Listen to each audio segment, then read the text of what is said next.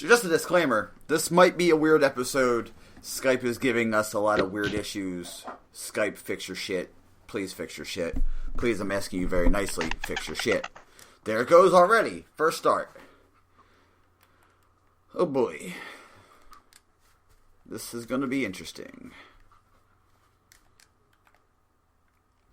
What you might notice is Dez is a little glitchy. Yeah. It'll happen. It'll happen. And there's nothing... Apparently. Yeah. Apparently Skype wants to be super unuseful and difficult with us. And I know... They've done, absolutely nothing different. Yep, it's the headphone microphone's going weird. It's the same exact settings we've had for the past 117 episodes. But just today, Skype's like, you know what I'm going to do? It'll be super weird. Hope you enjoy it. I know, right? So you'll definitely be hearing Buster go, it's doing that thing again. It's like, great. You're going to hear that a couple times. Yeah. Hopefully not, but, If it does, it does. Hopefully. Yeah. Nothing much that I know to help. Because Lord knows Windows Update after Windows Update usually gives my microphone crap. And Skype updated this week, too. I actually have not accepted that update yet. Oh, okay. Okay, that's a good idea. Because normally when you do a Skype update, it's always like, man, you guys probably shouldn't have done that. Enjoy these errors and mistakes and weird disconnects. Yeah, I normally wait till the day after we record to update Skype. Let's see. But yes, I guess get through this and truncate it as much as possible, which is going to be a little difficult because this TWAB is a little hefty. By a little hefty, I mean it's kind of hefty. Also, we were recording a day late because Comcast decided it wanted to shut down in all of South Jersey, and Yay. I almost died. So that's not even a joke. I did almost die. My brake system completely failed. Oh yeah, that's right. I forgot about that. It completely failed, meaning as I was driving on a very stop and go street, I saw the car stop in front of me, and I'm like, cool, I'll stop. And my brake pedal went straight to the floor. And I had to e-brake the entire way. And the round cost total of the car, the guy called me yesterday to tell me he could save a few things, was $2,286.42. Well, I mean, cars. Yeah. So, cars, TWAB, Battlestar Galactica. Let's talk about the TWAB. All right, anywho, but they give us some information about Gambit, and in particularly its, I think it's called Infamy? Mm-hmm. Yeah, Infamy, is its ranking method. From the sounds of it, basically TLDR this thing, because from the sounds of it, it sounds like Glory. Not Glory, Valor. Glory's the competitive one. It sounds like Valor. No matter what, you're going to get points, and you're going to climb. End of story. It's just going to be Gambit specific. There are going to be Gambit specific bounties. But yeah, all in all, it will work very much like Valor does right now. Mm-hmm. Win streaks and the whole shebang. Let's see. And apparently there's going to be the specific Gambit stuff is going to be connected to the ranks, very much like, basically how Crucible is now. Basically. Let's see. And speaking of Crucible ranks, they are tweaking those for Season 4. Glory in and of itself will be retuned to reduce the overall climb. And the weekly award for Glory has been fixed, and it will be doubled. Oh, cool! So that's cool for those competitive nuts. So yeah, they want to make high rank in Glory not feel like your second job, which is very much appreciated. Yeah. Some crap trying to get the important stuff here. Oh yeah, losses in the competitive playlist no longer reset your Valor win streak. So that's pretty cool. Oh yeah, and radar will be re-enabled during competitive gameplay. And control and clash will be added to competitive. Okay. Excuse me? What? Competitive control? Come on, that sounds dope. Well, yeah, if they move it to 4v4, yeah, that'll be cool. Okay, cool. Never mind. All right, I'm good with it. Oh, you thought it was 6? Yeah. For some reason I was thinking like the full 6 shebang, but yeah, okay, 4v4, bringing that back into competitive. It seems a little more fitting now. Okay, all right. Oh god, see, this is why I didn't want to do the show without you, which almost happened. That's because I was a little behind the scenes, but I was trying to finagle FUD into co-hosting because I did not want to do a Raven show. Thanks, Vertigo. I did not. Thanks that I have a severe bout of vertigo today, and I called out of work because driving a forklift with vertigo sounds oh so super dangerous. All right, holy crap, that is no bueno. Yeah. Yeah, and lost streaks will be removed from Glory, apparently. That's very bueno. That's very, very good. Because the fact that there's even a lost streak thing seemed a little weird. Yeah. Oh, yeah, and they are looking at a way for you to rejoin competitive matches if you get disconnected. It is not going to be available at launch, but they are working on it. So there's that. Is that a big thing? Being disconnected in a competitive match? Well, I mean, it can possibly, because if you're disconnected too much, it'll actually give you that quitter's penalty. Yeah, I get that. But I'm guessing that's kind of a way they're looking to work around. But I mean, if you're technically losing the match because you got disconnected in the middle of like a win streak or whatever, I can see how that can be no bueno. Yeah. So yeah, having that kind of system, I feel will help out those, looking for the serious grind and honestly don't have that bad of internet. So most people may not even encounter it, but also at the same time, it'll also, at least to a degree, kind of hopefully deter DDoSers. Maybe. I mean, please. I don't know. Yeah, please, because that's kind of douchey. And by kind of, I mean a lot. No, what's douchey is when you get DDoSed in like a Iron Banner match. I know, right?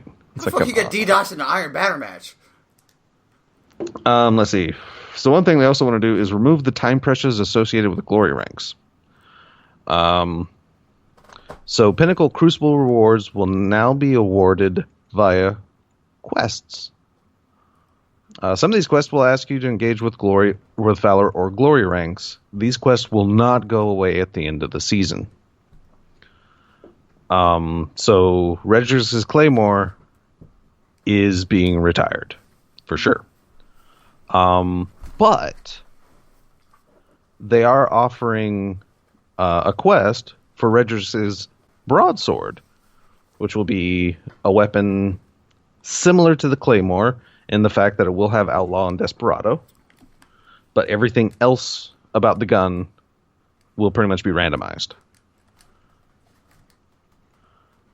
Okay, so it's still a pulse. Yeah, it's still a slow-firing pulse. It'll still have Outlaw and Desperado. I think the initial drop will be fixed, but after you get the initial drop of the broadsword, then you'll have random roll versions be able to be dropped. But like I said, they will always have Outlaw and Desperado.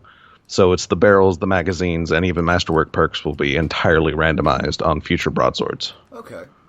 Also, sword puns. Yeah. But apparently this quest, they actually released the information like the day after TWAB was released on this this broadsword quest. Mm-hmm. It's hefty. Oh yeah, I've seen people complain about it. Surprise. Yeah, because hilariously everyone was like, "Oh, we're gonna get a free broadsword," and then one part of that quest is reset your Valor rank 5 times. Yeah. Okay. All right. Jesus Christ. Okay. I mean, basically, there's definitely a split thing. You can definitely tell, like, the casual and the hardcore Crucible people. Because all the casual people will, of course, be whining, but then there's a lot of people that's like, so what? I've reset my glory like 20 times this season. God. Mm-hmm. But, so yeah, there's going to be a whole bunch of crap to do in order to get the broadsword.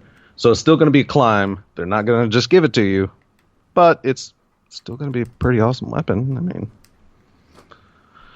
yeah. And, of course, the new Crucible reward will be added via quest in Season 4, which is the probably the hand cannon that everyone's going to go nuts about. And then another goal is to continue to promote Rumble as a third mode.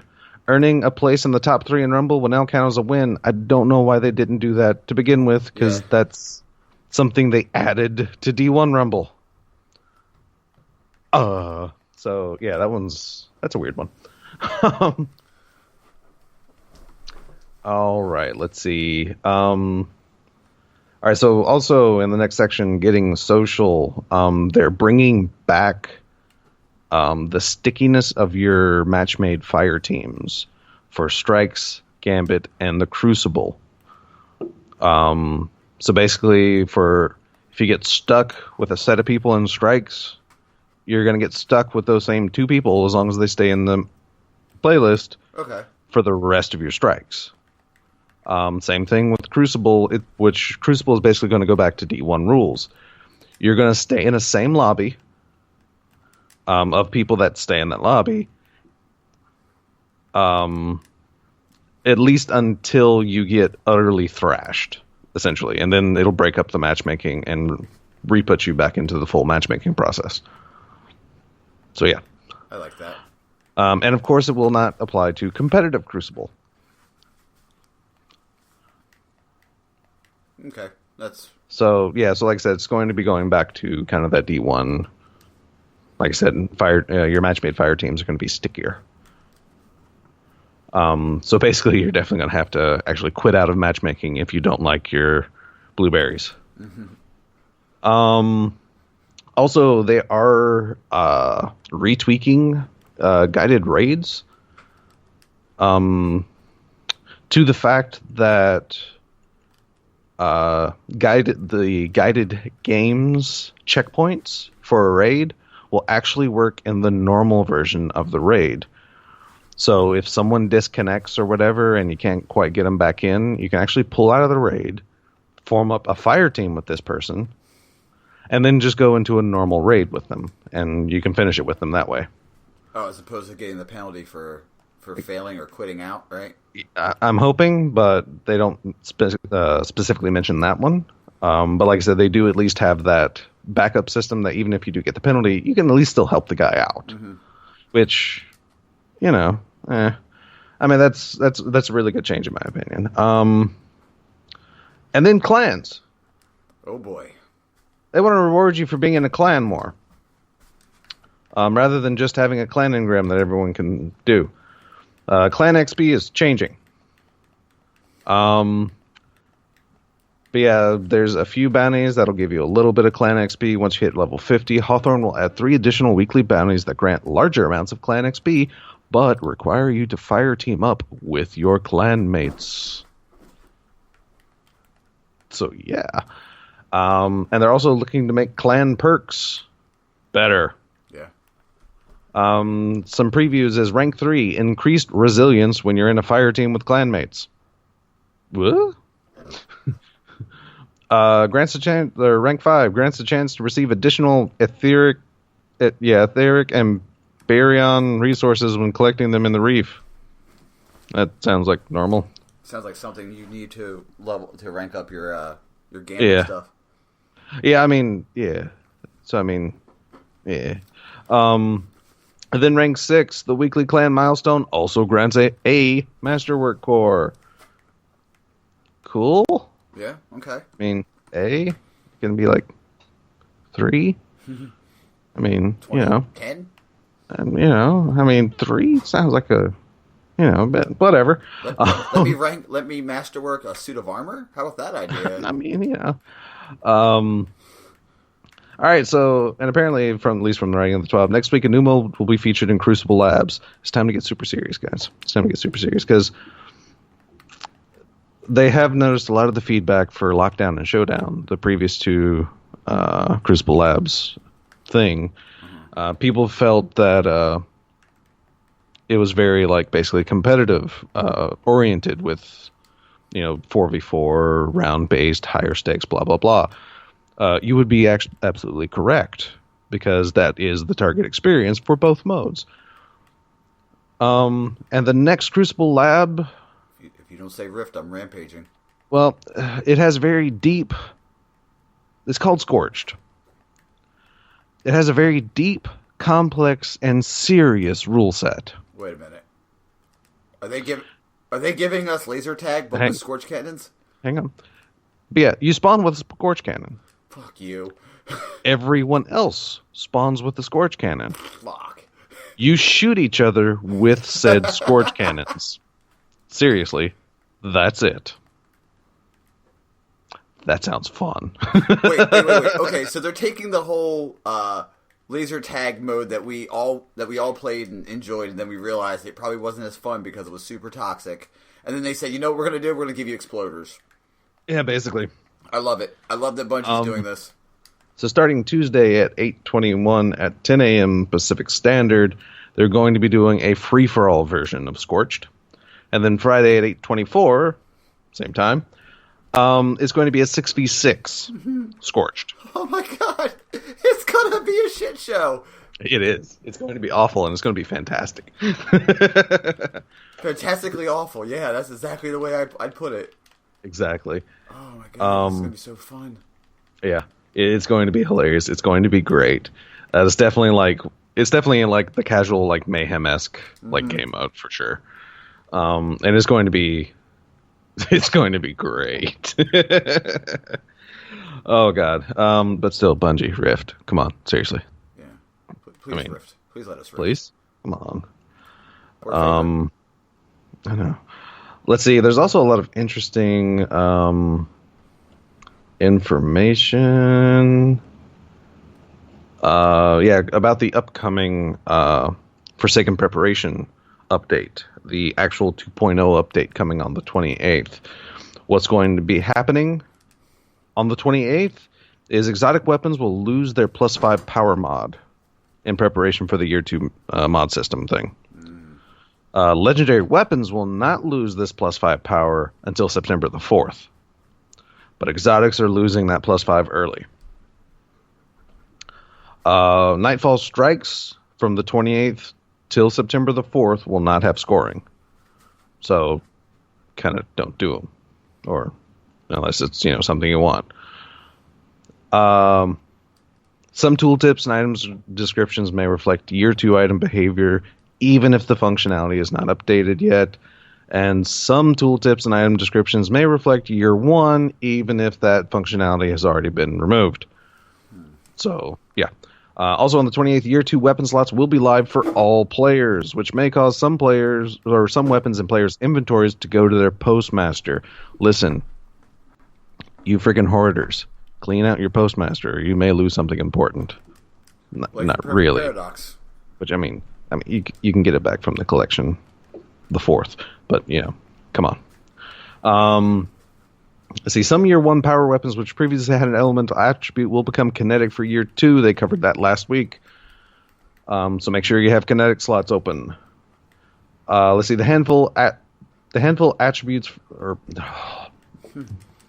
dyslexia at its worst, apparently. The elemental attributes for a handful of targeted Year 1 weapons will be changed and locked to a specific attribute for Year 2. We know for sure this applies to the Escalation Protocol Sniper and Shotgun, which are being permalocked regardless of what mod you have on it, are being permalocked to Solar. Any other Year 1 energy and power weapons in your inventory, be sure you put your elemental mod that you want it, of the element that you want it to have, before the 28th, basically. Because that will lock that weapon into that element. Because since changing elements is not going to be possible in Forsaken anymore, Yeah, that's going to be a thing. Oh yeah, I should definitely change over some of my stuff then, because I have a lot of void for some reason. Yeah. And now, at least once the collection starts, they are going to be having like pulling weapons, year one weapons back out of the collections. Each weapon will have like a basically like curated element attached to it. So there's that. But like I said, just on the off chance, you want a Pleiades corrector. Actually, no, if you have 3 Pleiades correctors and you want one on each with a different element, do it before the 28th. Or else all 3 of them are going to be locked at whatever element they are currently at. Thank you, sir. I'm going to do that right now. So yeah. There's that. And then, of course, movies of the week. Now, go ahead. Yeah. I was about to say that's it. the thing. Nightfall scores. Awesome freaking community Destiny artist. I don't know what you would call this project, but like every community artist, I guess, drew a section or a character for this poster. I guess you'd call it. And it's just like them and this like huge mashup. Oh yeah, I've seen, and then they have all their names above their heads. Yeah. I've seen that. That's fucking awesome. It is super cool. And it's labeled the Community Fan Art Mega Collaboration. Apparently over 60 people.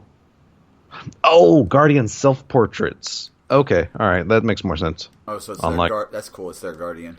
Yeah, exactly. So whatever their style, whatever their thing, probably every freaking artist in the community practically has done a self-portrait of their Guardian, and that is an awesome image. You can find the link to the tweet in the TWAB, which will also link to the Imgur, where you can download and use it, probably. Because, Imgur doesn't prevent you from doing that. All right. Tweet the TWAB, all that good stuff. And that's the TWAB. I don't think I missed anything. Oh, other than the fact that ranks are going to have 3 tiers to them now. So Guardian, Brave, Heroic, Fabled, and Mythic will each have 3 steps within them rather than just going through one entire rank at a time. Oh, so Guardian 1... Pretty much. Okay, all right. That's what it sounds like. Definitely. But yeah, they're having tiers, so that way, the grind doesn't feel quite as harsh. Which, pretty much is every other ranking system in existence. Anywho. In any game, including... Yeah. Neither here nor there. But yeah, that's the TWAB. Holy balls. Yeah, man. Holy balls. A lot of very spicy information. Also, I think when I did read the clan changes, and I was like, well, looks like we're going to be better friends, aren't we, Des? Yeah. Not like we don't play enough as it is. Now it's going to be like, oh, I'm on. Des is on. Looks like we're playing together. I know, right? Oh, man. That was actually... I'm actually looking forward to a lot of these changes. Oh, yeah. And I mean, I can't wait to get my hand on a bow. I'm going to say it now. I was a little against it, but I watched a video, the Bungie video of them actually shooting bows to get the feel, which I'm okay with now. I'm ready to give it a shot, especially the one that lets me see through walls. Let me get it. Yeah, those are going to be super interesting. Super interesting, for sure. But yeah, as Pete brings me a box. I don't know why you're bringing me this box. Knock it off, Pete. Just thought you might need this box, man. Here's a box. This dog's getting on my nerves.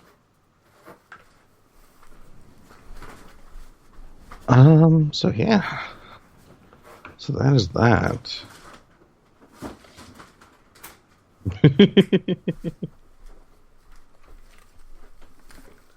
Now, Des.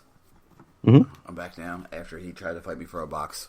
Fantastic. I kind of wish there was cameras so you could see the part, the Seinfeld-esque way he and I interact with each other. I mean, I'm looking forward to playing. I'm actually excited for Gambit the most, I think. I know, right? It sounds super interesting. I've definitely watched because, since Forsaken is getting close, marketing campaigns are invading YouTube ads. Mm-hmm. And the overall mechanics seem like super, super interesting. Because basically whether you're capable of invading, blocking, or whatever, it's basically on how many motes. It basically sounds like kind of like Tetris, but I'm also thinking Puyo Puyo. Okay. Or as some still fairly older Americans may know it as Dr. Robotnik's Mean Bean Machine game, where the more matches you get, like screws with the other side, the second player, and prevents them from like doing things. That's kind of what it sounds like. So if you if you put in like this many motes at one time, you send a blocker to the other side. Well, if you deposit this many motes at a time, you get to invade them and screw with them even more. So, it sounds very, very interesting, though. Yeah. Because kind of like the TWAB said, there's just going to be all kinds of roles associated and a whole, like, a lot of different, like, skill sets. Mm-hmm. Because basically, whether you're... if you're more of a PvE type person, then you're, probably just going to annihilate the freaking ads and such and be able to, have more motes available. But maybe you're not so great at PvE or PvP. Well, you can run around and collect motes and deposit them. So there's that. And then there's your PvP guys that are going to be your perfect invaders. Oh, yeah. For sure. But yeah, everything... But yeah, there's always a role to play, whether slaying enemies, scooping up motes, or invading. There's always a way to contribute to your team's success. Communication isn't required, but strategy and quick thinking are just as important as thumb skill. And also another, I guess, goal for the mode is always make it possible for teams that fall behind to come back so they don't become discouraged. And this is probably going to be hugely important, or else Gambit's going to fail. Because, yeah, if it's just populated by small population, that's kind of like going into competitive. Mm-hmm. It's usually a smaller population that's like super sweaty, which is why people don't do it. So yeah, that competitive is highly discouraging for that reason. But yeah, they definitely don't want that for Gambit, at least not anytime soon. Which is understandable, Oh, yeah, for sure. They don't want it to be a goddamn, I don't want to say sweat fest, but they don't want it to be, you get in there and you're just getting your ass crushed every time. Exactly. And, that'll stop you from wanting to play. Exactly. And like I said, it's going to be interesting just from the fact that every skill set in Destiny is going to, well, like they said, is going to contribute to the team somehow. Mm-hmm. So yeah, it's going to be fun for sure. I mean, it's definitely going to be fun. And like I said, I cannot actually wait to see how I fail horribly with bows. Listen, I know I'm not going to be great at it. No, I'm not. I know that for a fact. I'm not going to be like, oh crap, look at Buster, Bowman Buster over here. Yeah, I mean it's especially considering they're like basically a precision tool. Mm-hmm. Listen, I've played a few bow and arrow recent characters. Like I tried Hanzo in Overwatch. I've been playing Shaolin. Headshots? Not my forte, buddy. Not with a bow. Which, thankfully, Shaolin doesn't depend on them. No. Thank you. Yeah. But yeah. They are listening. Yeah. Which I don't know, kind of makes a segue opportunity into warning incoming. Paladins. Yeah. Actually, the entirety of Hi-Res Studio, really, because there's nothing... as far as I know, 1.4 is still in the PTS. Yeah, I check every day. I mean, it's actually really good. But yeah. So yeah, 1.4 is still in PTS, but Hi-Rez itself has basically entirely, completely restructured itself because Hi-Rez Studios is now a publisher, basically. Because every major game that they have, they've taken their dev teams and technically unemployed them. So they could be self-employed in their own game development studios. So if I got the names right, Smite will be headed by Titan Forge Games. Paladins is Evil Mojo. And Realm Royale is Heroic Leap. But yeah, apparently all of these dev teams, like I said, were kind of technically Hi-Rez unemployed and employed by these self-made studios. So each game, instead of rather having a dev team, now will have its own entire studio worth of like growth and capability. I know Gorilla had some questions on. It's like, but won't that slow things down? And I actually looked at the job opportunities that Hi-Rez had for like them in the studios. They're not hiring for a lot of positions, which means they already have a lot of positions filled. Basically, also for Paladins, it's basically like level designers that they're really after, apparently. Because yeah, that's one of the few things. If I knew more about Smite, I might actually apply for their community manager position. Because why not? But I don't know that much about Smite, so... What's the worst that could happen? I know, right? I actually get employed. You actually get a job that you will enjoy and not have to break your back. By the way, I had Fago this week. Oh, wait, no. Oh, yeah. How was it? It was interesting. Interesting. It was sugar. Oh, for sure. I drank it. I was like, whew, okay. Oh yeah, there's definitely sugar content. One thing I've actually found interesting that I didn't know before is most, if not all, friggin' Faygo sodas are caffeine free. Other than their cola, obviously, and I don't know about root beer, but like their fruit flavored sodas are like caffeine free. It's like, huh. I actually just noticed that, well, picking up like 100 cases, you tend to look at the label occasionally. And yeah, it's like naturally caffeine free. It's like, oh, cool. Never knew that before. At least, like I said, Red Pop, I think, strawberry, kiwi, orange, grape, stuff like that is, yeah, caffeine free. Yeah, I can't put the flavor on Red Pop. It's basically a strawberry soda. Okay. I knew it was berry. I just couldn't put what berry it was, if that makes any sense. It's a strawberry soda, essentially. Okay. All right. I'm more of a strawberry kiwi for that, but Red Pop isn't bad. My wife loves Red Pop.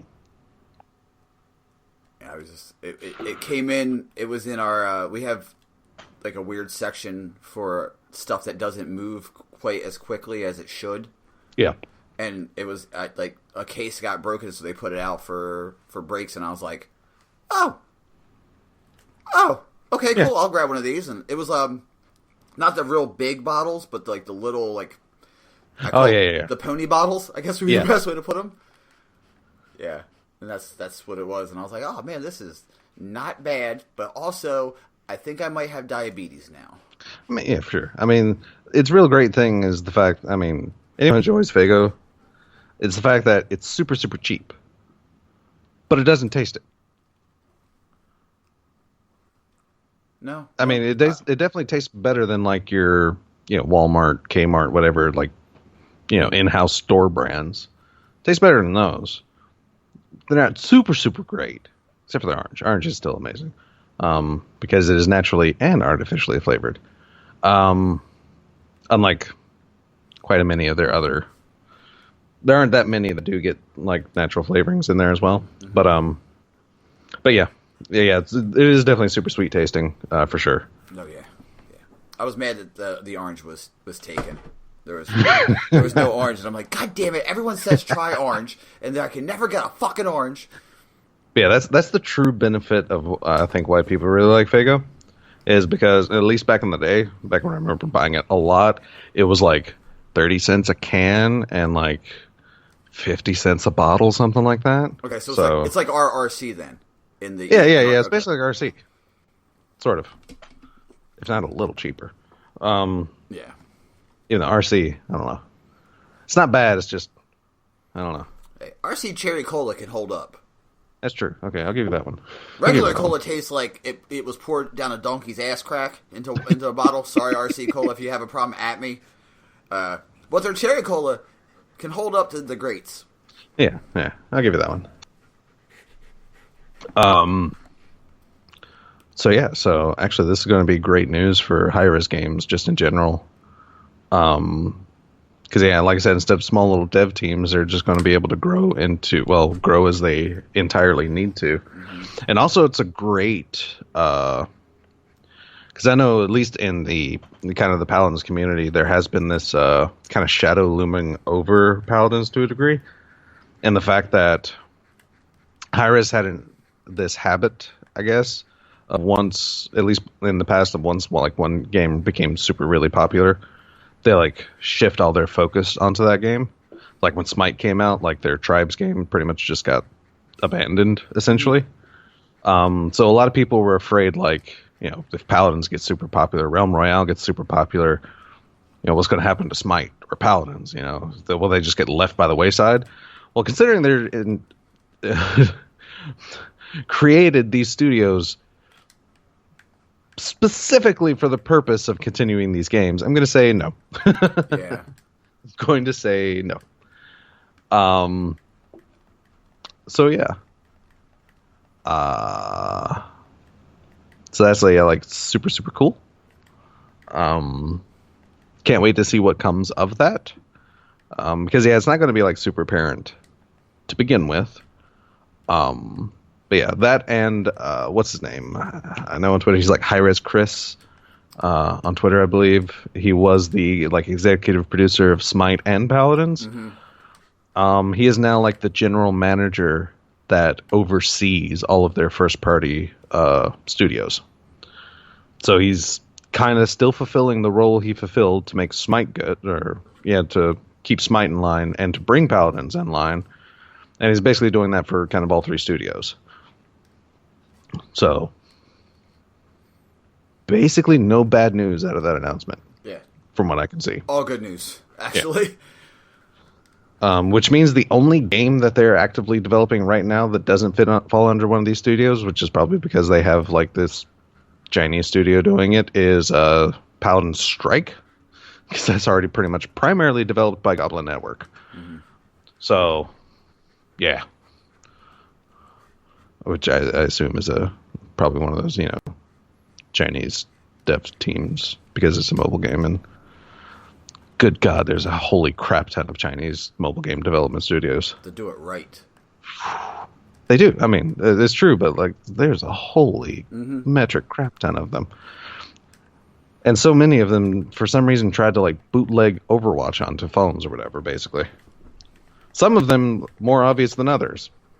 I mean, some of them did like a direct bootleg of like this, like, graphical step down of Overwatch onto your cell phone without Blizzard's permission. Yeah. Didn't end well for any of them. No, Blizzard will sue you. Yeah, I mean, come on. Blizzard will sue. So yeah, that's been your high-res warning. Basically, I'm still waiting on that 1.4 update because, ooh. Also, I'm like ranked 62 on this battle pass. Nice, dude. I'm like really shooting for that Maldumba skin actually. And I finally did it. I finally like dipped my toes back into ranked. Did you? Yeah. I played five because very recent, not too long ago, their seasonal split happened, so your rank got reset. So you had to go back. If you did rank in the last split, you actually have to replace. And like I said, I went through 5 placement matches. Has not gone absolutely awful for all of them. I did have some actually pretty proud moments in my selections, and I've had some horrible moments in my selections too. But so far, I've won 3, I've lost 2. Okay. Which isn't awful. I did have some amazing con plays, let me tell you what. Because I actually went con on one of them because we needed a front line. It's con can be dangerous. Let's check it. That, and it was Fish Market. So it's either going to be Con or Torvald. And it's let's give Con a try, because I know I could pretty much team wipe somebody. Mm-hmm. That, and I think, actually, no, the other team did, in fact. Or was that a different match? I don't know, but on one match, on Fish Market, the enemy Torvald ended up getting a freaking 4-man kill. Actually, no, it was a 5-man kill. No, 4. One survived. But yeah. And I knew it was going to happen, too, because I noticed where everyone was, and it's oh, God, it's working! It's yep. See ya. In your head, you heard me go, no, move! Right? It's oh, no. It's I realized, because that, and I was shooting him, and he was actually backpedaling. It's okay, cool, but then he started, going to his right, and it's oh, no. Clever girl. Yeah. It's oh, no. And sure enough, he lined it up perfectly to get 4 of us. Almost a full team wipe. But no, I actually kind of picked on one team's Fernando as Con. Because Fernando is a very strong frontline character because of his shield. Not so much if you're standing on point as Con with a full ult, and you've actually started to learn how to angle his ult to launch people really far away into out of bounds. So he came up on that second floor, overlooking the point. It just immediately snatched him up, turned, launched him. It's well, see you. See you in about 15 seconds, buddy. It's kind of like Makoa's hook, in a way. You can whip them up. Well, you can't now. They changed it. You can't whip people with the hook anymore too much. Yeah, there's a slight weirdness to it, even though the AI still does it. Yeah. AI can do it, of course. But we can as players. But, so yes, like I said, I had a really, and that actually ended up, because we were actually kind of getting stomped, because they were able to capture a point and get a full push on us, but we actually turned it around and won that game. Nice. So yeah, that was actually super cool. And then of course one game was, I actually went back to, because we needed either an extra, we didn't have a flank, but we had I think at least a tank and a support, and a pretty decent comp, and I was last pick, and it's well, maybe I'll go top Victor. So I picked Victor back up and just went nuts again, and then ended up winning that game as well. Not a great KD, but good God, I can put up a lot of kills with Victor. Yeah. That firefight is ridiculous. Oh, the card they changed? No, that's the card that's going to be his base now, which is a little ridiculous, but okay. All right. It's one that gives you the 30% for hip firing. Oh, and they're going to make his hip firing better. Oh, great. More accurate. It's okay, so the one bad thing about that card, you're just going to, all right, fine, that's cool. All right, I'll use it. I'm not going to tell you how to make your game. You do you. Let nobody pick Victor again. Let nobody pick Victor again. It's yeah, he's usually it's just very low on tier list, so he's usually overlooked, but doubt that 30% bonus damage. I mean, I don't have a problem with my mains. Very few people pick Ruckus or Torvald. Really. Oh, yeah, for sure. For sure. But yeah, so yeah. Like I said, first half of my placement's done, and like I said, I'm 3 wins, 2 losses. I was expecting 3 losses and 2 wins, which I still would have been okay with, considering I'm solo queuing. And nobody on console communicates. Nope. Which is really sad for Overwatch, because there's an entire system where you don't even have to have a mic. There's a VGS system. If you learn the shortcuts, you can tell people exactly what they need to know. Enemies on the right flank. Thank you. Need healing. All right. Attack the objective. Okay. Yep. I mean, there's an entire system that can help you out, and nobody... And that's how you can tell, the actual people that play Paladins, seriously. Because these are people that know these shortcuts faster than... It's holy crap. Up, square up, push the payload. I know. And it's It's weird because I run into them in the quick plays, like lobbies. I never run into them in competitive. It's always like quick play or against AI. And this one dude's like, enemy on the left flank. It's like, dude, this is versus AI. You can chill. It was also good practice, you know? It is. But yeah. So I guess that did turn into a Paladins warning. Yeah, always. If you didn't know, we love Paladins. If you do, know, and you do care, I mean, sorry. We love you anyway, but... You don't like it? It's cool. It's all right. Different strokes for different folks. We get it. Just be patient at the very least with our diving into it, because it does happen, which I think most of our base that we have now knows this. Mm-hmm. And thank you for still sticking around. I mean, even if you like zone out, that's fine. It's cool. Like I said, we understand, not everyone has the same tastes. And Holy Balls is Destiny really going to take over for or at least a while. Ugh. Speaking of, finished my armor. Got the purple armor on my Titan. Nice. Now we can do 5 strikes and get that. Actually, I don't really care about this work objective, to be honest. No, I don't care. If it happens, it happens. That's how I look at it. I was starting to care about the masterwork objective, but then that bounty glitched for me, and it gave me completion for masterworking the armor, even though I didn't. Oh, well, fuck it then. So yeah, now I have like no drive to do the masterwork objectives. Yeah, thanks. It's like, oh, I already got that, that solstice bounty done. Okay. All right. Whatever.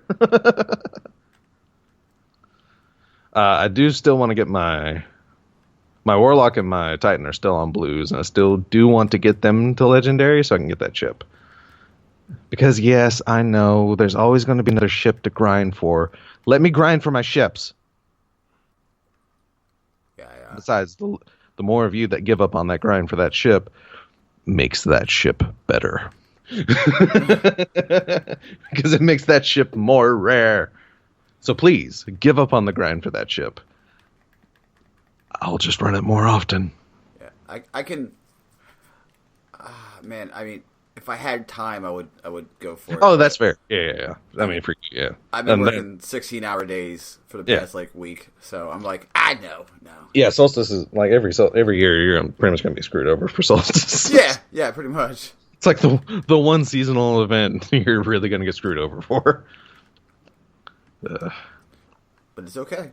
It's okay. As long as I got my main done, that's all I really care, Oh, for sure. And there's definitely... It's like not hard. Like I know a lot of people are, complaining about that grind. But I mean, legitimately, if you just look at it basically as completing the one set you truly care about, it's really not that hard of a grind. No. Like 3 weeks for one set, doable. That's not that bad.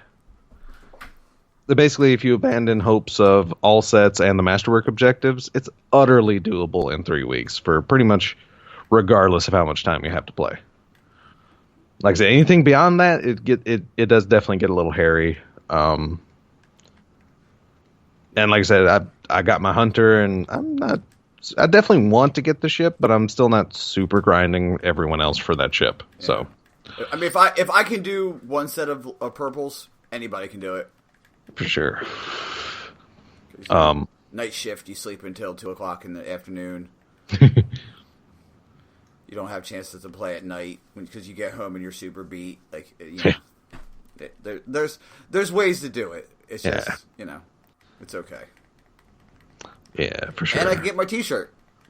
Yeah. If I chose to. I'm not going to. I don't. Yeah, I've never gotten a T-shirt. Like, I like their designs, but it's like, You know how much money? You know how many T-shirts I can get for $30? I know, right? I mean, $30 isn't a bad price, but at the same time, not a great one. Still, it's a midline price. It's not outrageous, but you might. I mean, if you can drop it just a little, 25. I feel is like a good upper limit for a cheaper T-shirt. But anyhow, that's That's my opinion on that matter. That's semantics. At this point. Seriously. Because I probably still wouldn't buy that t-shirt. But yeah, it's still super cool that they do that, though, like as a milestone thing. Mm-hmm. But yeah. I mean, that's probably Destiny, Paladins. Let's see. Yeah, that's Destiny, this Paladins. Anime? You dropped a little bit of a teaser on me, buddy. I'm going to be honest with you. You throw the temptation to me going, you know what? I don't need to get my car fixed quite so fast. Yeah, there's a sale going on PlayStation called the Totally Digital Sale. There's a lot of good games for like pretty cheap. And well, that's the point of the Totally Digital Sale, is that there are games that exist only on the digital format. So yeah, one of said games is, I guess, it was a PS3 game, but it was re-released on PS4 like June the 28th or something like that, or that might have been last year. Who knows? Either way, it's still fairly recent, but yeah, they re-released JoJo's Bizarre Adventure: The Eyes of Heaven. For listeners that know, I'm an anime guy. JoJo's is not one of those I got into. I knew very little about JoJo's. In fact, the only one chapter I read of the manga, I didn't even realize was actually the first chapter of part 3. Oh, so you read Stardust? Yeah, I read the first chapter of Stardust and was kind of lost on why old Joseph was talking about his adventures and crap. And it's like, what's even going on here? Mm-hmm. That guy Jotaro looks pretty cool. Is he JoJo? I mean, I guess. So yeah, a lot of confusion there. But now, so what? It was like they got Friday. I ended up getting it because it's like super cheap. It's still a $40 game on PSN for like 16, and some change, USD, and that comes with not only the base game but like additional missions and like a selectable part for Jotaro that you can fight with. The girl? No, Jotaro. It's in his white suit, basically. Oh, okay. But yeah, basically, as far as I know, the only way to get that is like through the bundle. Because I guess it was like DLC or whatever, or pre-order DLC or whatever. Mm-hmm. Yeah, so I played through that story mode. Realized pretty quickly that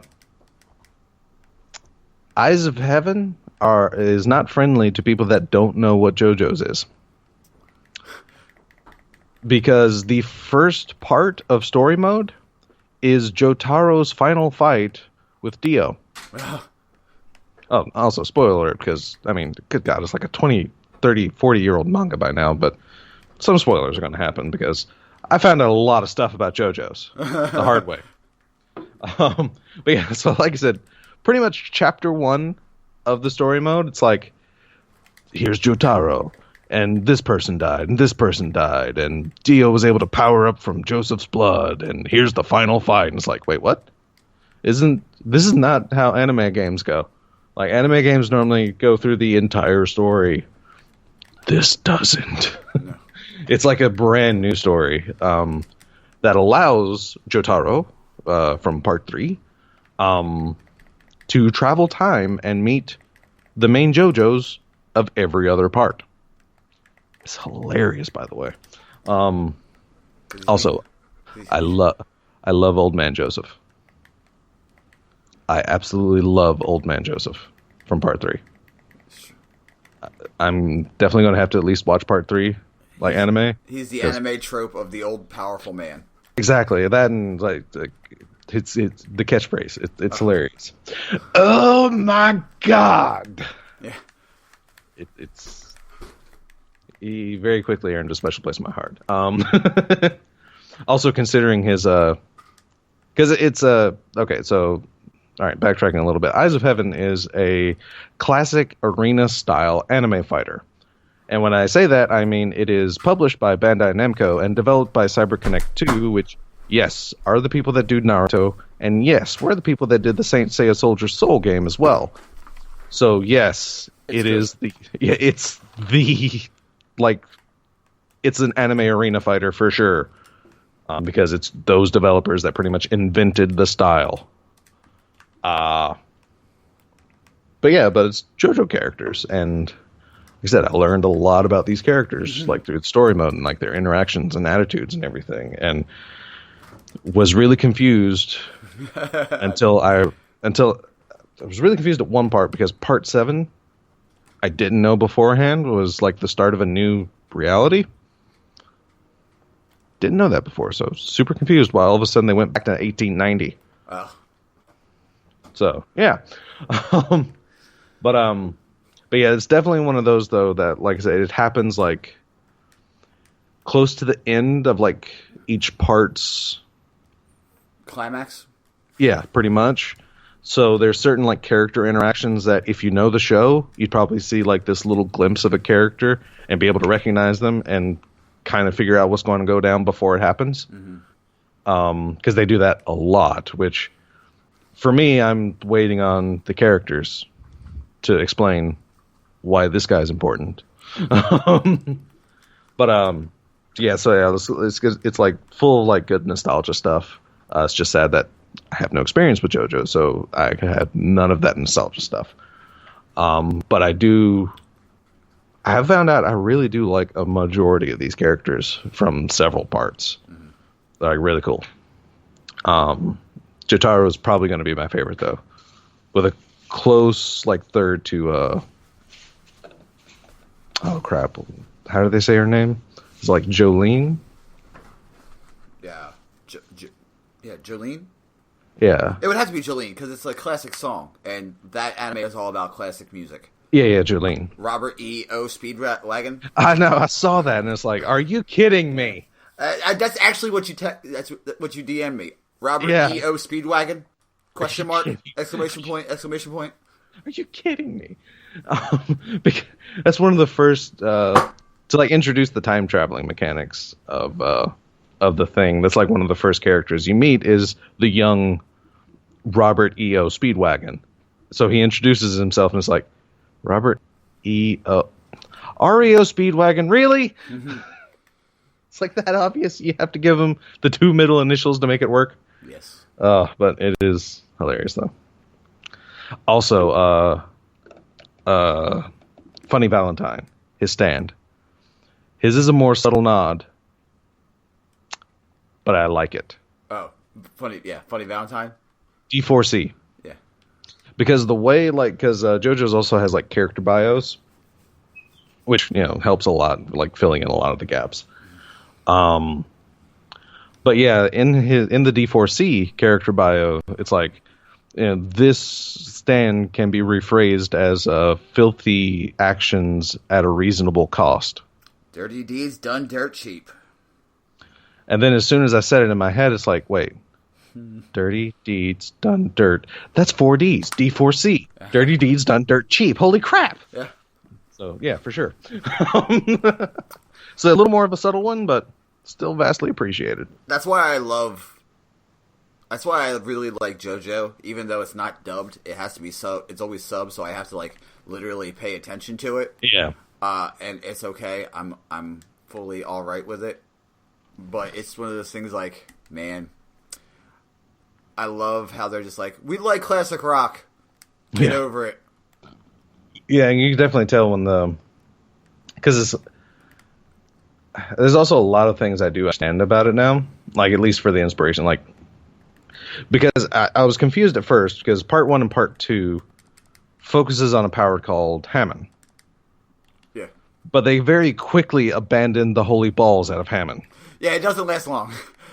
That's even in the show. It doesn't last long. Yeah, that's one of the things I actually read up about because the game doesn't really. Nothing JoJo's I guess anymore explains like the connection. Mm-hmm. But there was like a throwaway line in one of the things. It's like, so what's this power you're using? It's not Hammond. It's like, yeah, you'll find out soon enough. It's like, but I want to find out now.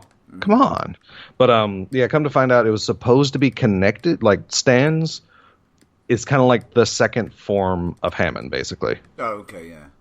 Because the author used a trick that was actually also used in Sailor Moon, where they would write things out in like kana or katakana or katakana. Yeah, but they would use furigana to alter the pronunciation of the word they actually mean. So even though it's pronounced as stand, the word they meant to use was basically like spirit ripple, which ripple is the literal translation of Hammond. Mm-hmm. So they were connected at first, but then stands, he decided to say screw it, and stands is a thing now. He forgot. Sort of. More than likely, a lot of the times it's funny reading like for Bleach, because Bleach ended. They asked a question to Tate Kubo. They're like, "Well, what about this?" And he was like, "I totally forgot about that. That's why I didn't cover it." Because there's like a lot of things, like a lot of unanswered questions that should have been answered. Yeah. And he's like, "I forgot. I'll probably write something about it later." Sorry. Yeah. Probably 98.2% of Dragon Ball's manga plot holes are simply because Akira Toriyama forgot. Yep. Why doesn't Piccolo use his arm stretch in this situation? Probably because Akira Toriyama forgot. Yeah, I forgot. I didn't know he could do that. It's like, oh yeah, because, I mean, regardless of like the stereotype of a mangaka, Akira Toriyama is an exceptionally forgetful man. So yeah, there's a lot of stuff he just kind of forgot. Isn't Goku forgetful too? Like as a character? Pretty much. Yeah, also. He pretty much put that into Goku's character as like a flaw, because he's like, I'm forgetful, he's forgetful. See? Because there's certain plot holes that, it's like, oh, can Goku actually not breathe in space? But he put someone on the moon in Dragon Ball. Yeah, but back in Dragon Ball was a comedy manga. Yeah. It became a fighting manga. Which that's one thing I do like about JoJo, is the fact that it was in... Is it just me, or does like part 1 and part 2, like Jonathan and Joseph Joestar, like remind you of like a Belmont, basically? Oh yeah. Yeah. That's like their entire like get up and stuff just reminds me of like Castlevania Belmonts. Also, you have to remember fight vampires. Vampires, yeah, that's probably why too. Which, yeah, I mean that's definitely a huge part of it. But yeah, I'm gonna have to like start watching JoJo somehow, because I really do enjoy like these characters and such, and I'm like interested in like their adventures, even though I actually know the end of all their adventures now, pretty much, except for apparently the part 8 Josuke, which apparently is still ongoing. Yes. I mean, it's probably, considering it was started in 2011, I'm going to say it's on like kind of hiatus, basically. I'm going to say it's not officially over, but it's probably kind of over. Yeah, it's like the Hunter x Hunter manga. He goes on hiatus, like he's on, Yeah, which is understandable, considering, especially for something that's lasted. I mean, come on, JoJo was written in the 80s? Mm-hmm. Holy balls. I mean, that's the same time as Dragon Ball. And it's still going. Yep. God. But yeah, like the game though, like does like reproduce all of the fighting styles in the shows though. So the part 1 and part 2 people, they use Hammond. And they have Hammond breathing to charge their attacks so they can do more damage. Super cool. And then you have stand users that kind of more fight by using their stands, essentially. And like there's like so many differences in like playstyle between them, to a degree, at least anyway. And then of course you have your vampires, and then part 7 was focused on, it was basically kind of a sports kind of chapter because it was horse riding. Mm-hmm. There's horse riding in this game. There are mounted fighters. It's like, I don't like those characters. Yeah. I can like see. Part 7 JoJo. Not fun. Very hard to use because, for those that don't know, part 7 JoJo is paraplegic, which means without his horse, he doesn't move so good across the stage. Yeah, definitely not my favorite character. My gameplay perspective, anyway. But yeah, like I said, I've like dived deep. I found out so many things and so many weird things because it is true that every main protagonist is a JoJo in some way. Like, it's kind of weird because in English, I think part 4, Giovanni. Yeah. It doesn't give that natural Joe sound, but you got to remember Japan and the way they pronounce things. It's Giovanni, so the J and O is like way more like pronounced, but he's still JoJo. And then Josuke, whose last name is Higawara.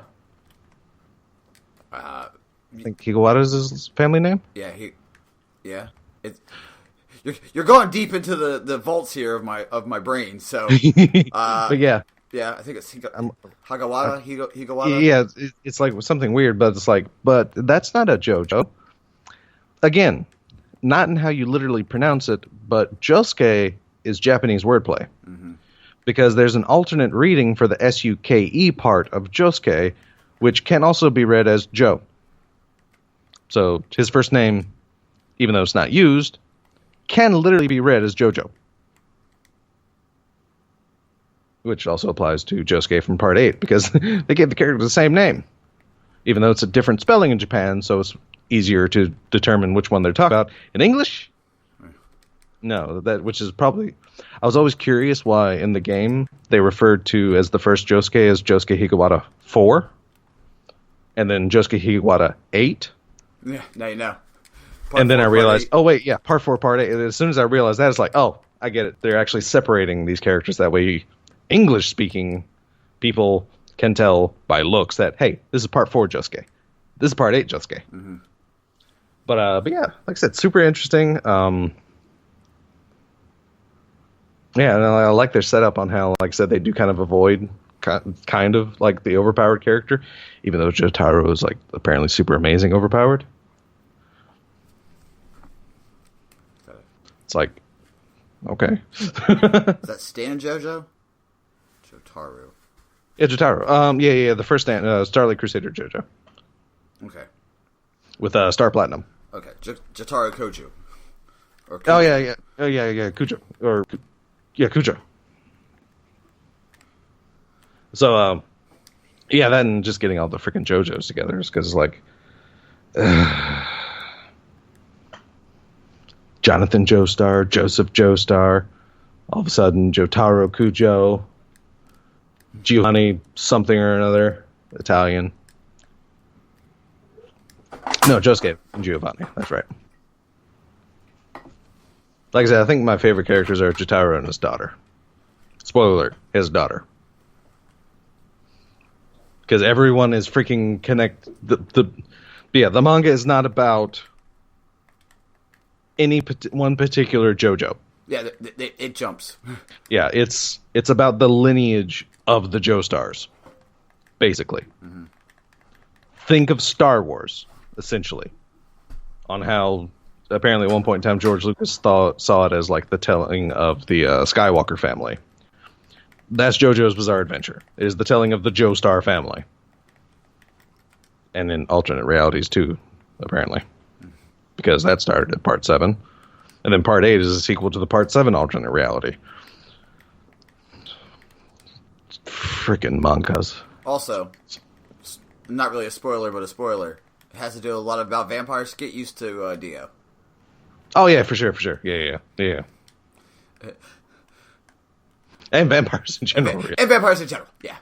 I mean... a lot of vampires in this.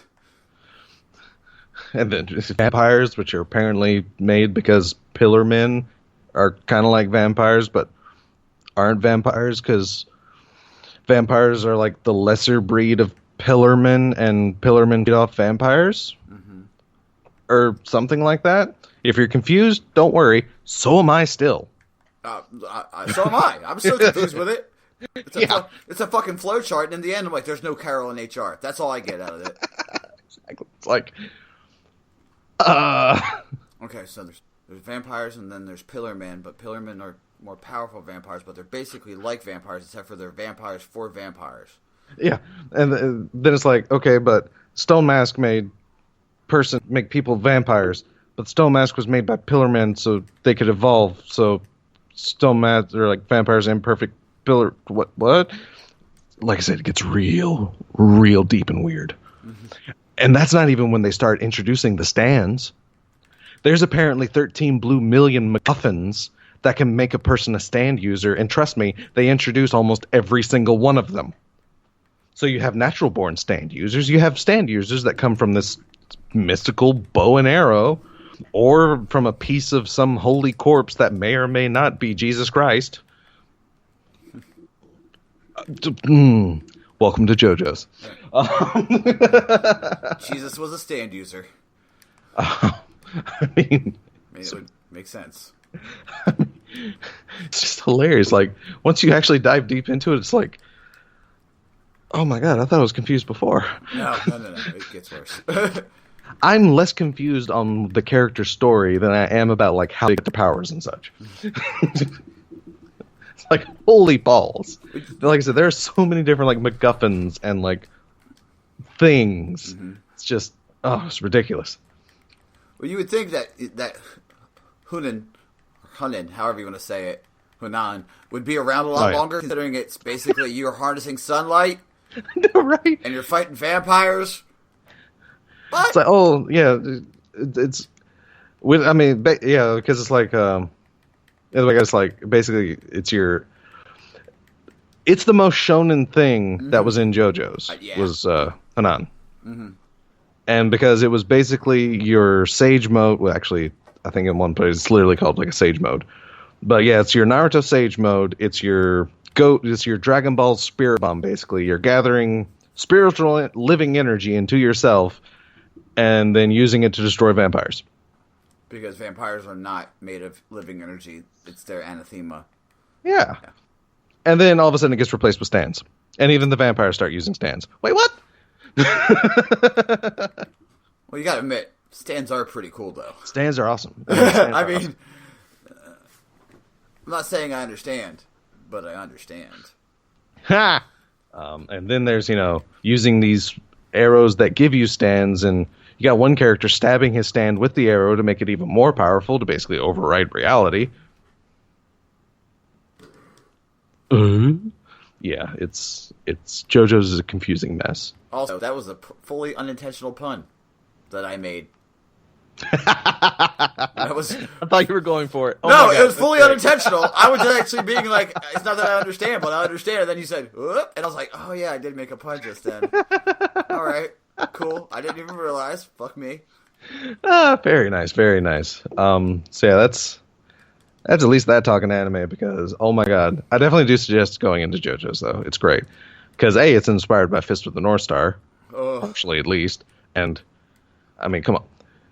If you like, big flashy over the top fights, then look for anime or manga that is either inspired by Fist of the North Star or Dragon Ball, because they're gonna have plenty of that, because both of those had plenty of that. So yeah. In fact, I don't think there's any great. I think Dragon Ball and Fist of the North Star are basically the roots of good fighting manga, basically. Yeah. Again, if you're looking for the overpowered fights. Yeah, I can understand that. And because, they're either the favorites are either inspired by one or the other at their root. I can get that. Yeah, that soda's playing hell on your stomach, buddy. I know, right? Jeez.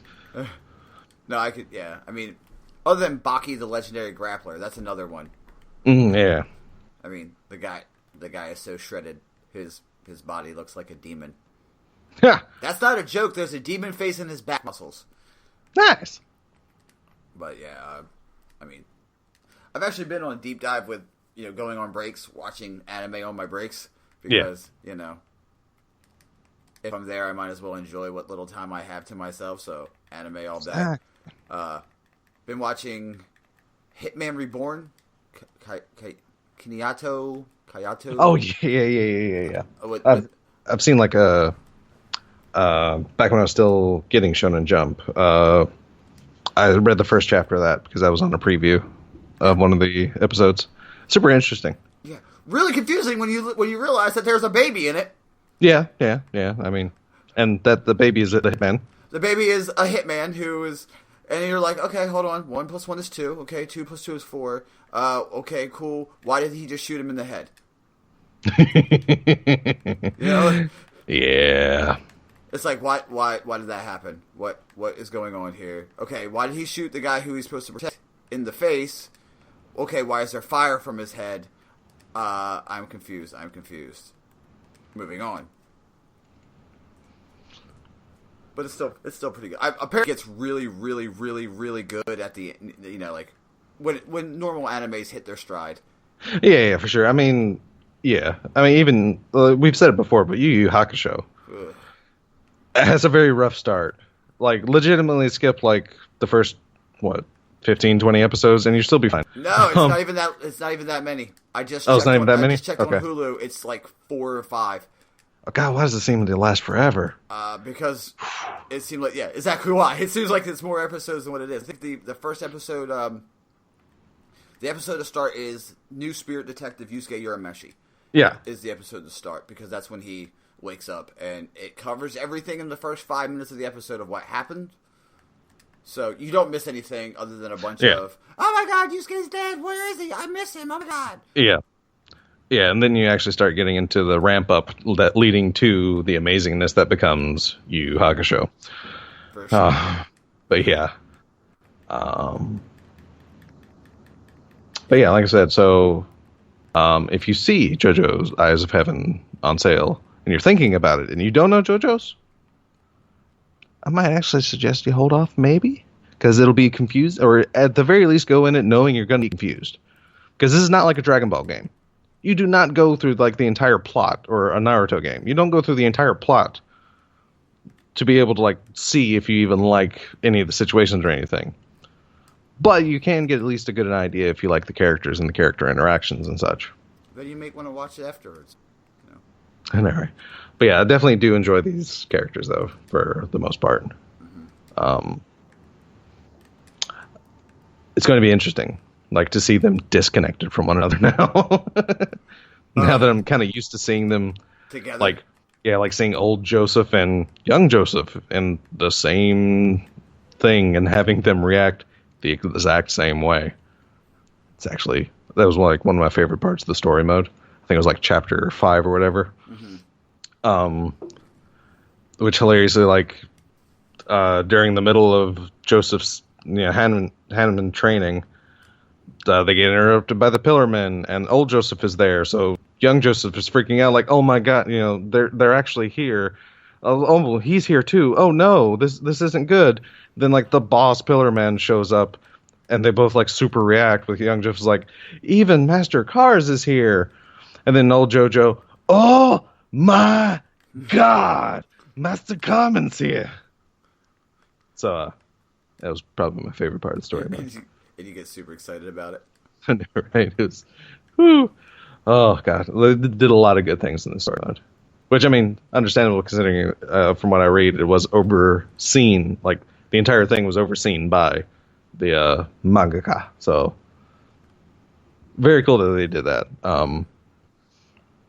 But yeah. It's 8 seasons though. Holy Christ! And some of them drastically, and it's hilarious because like the first 2 parts were kind of like super short compared to like part 3 and beyond.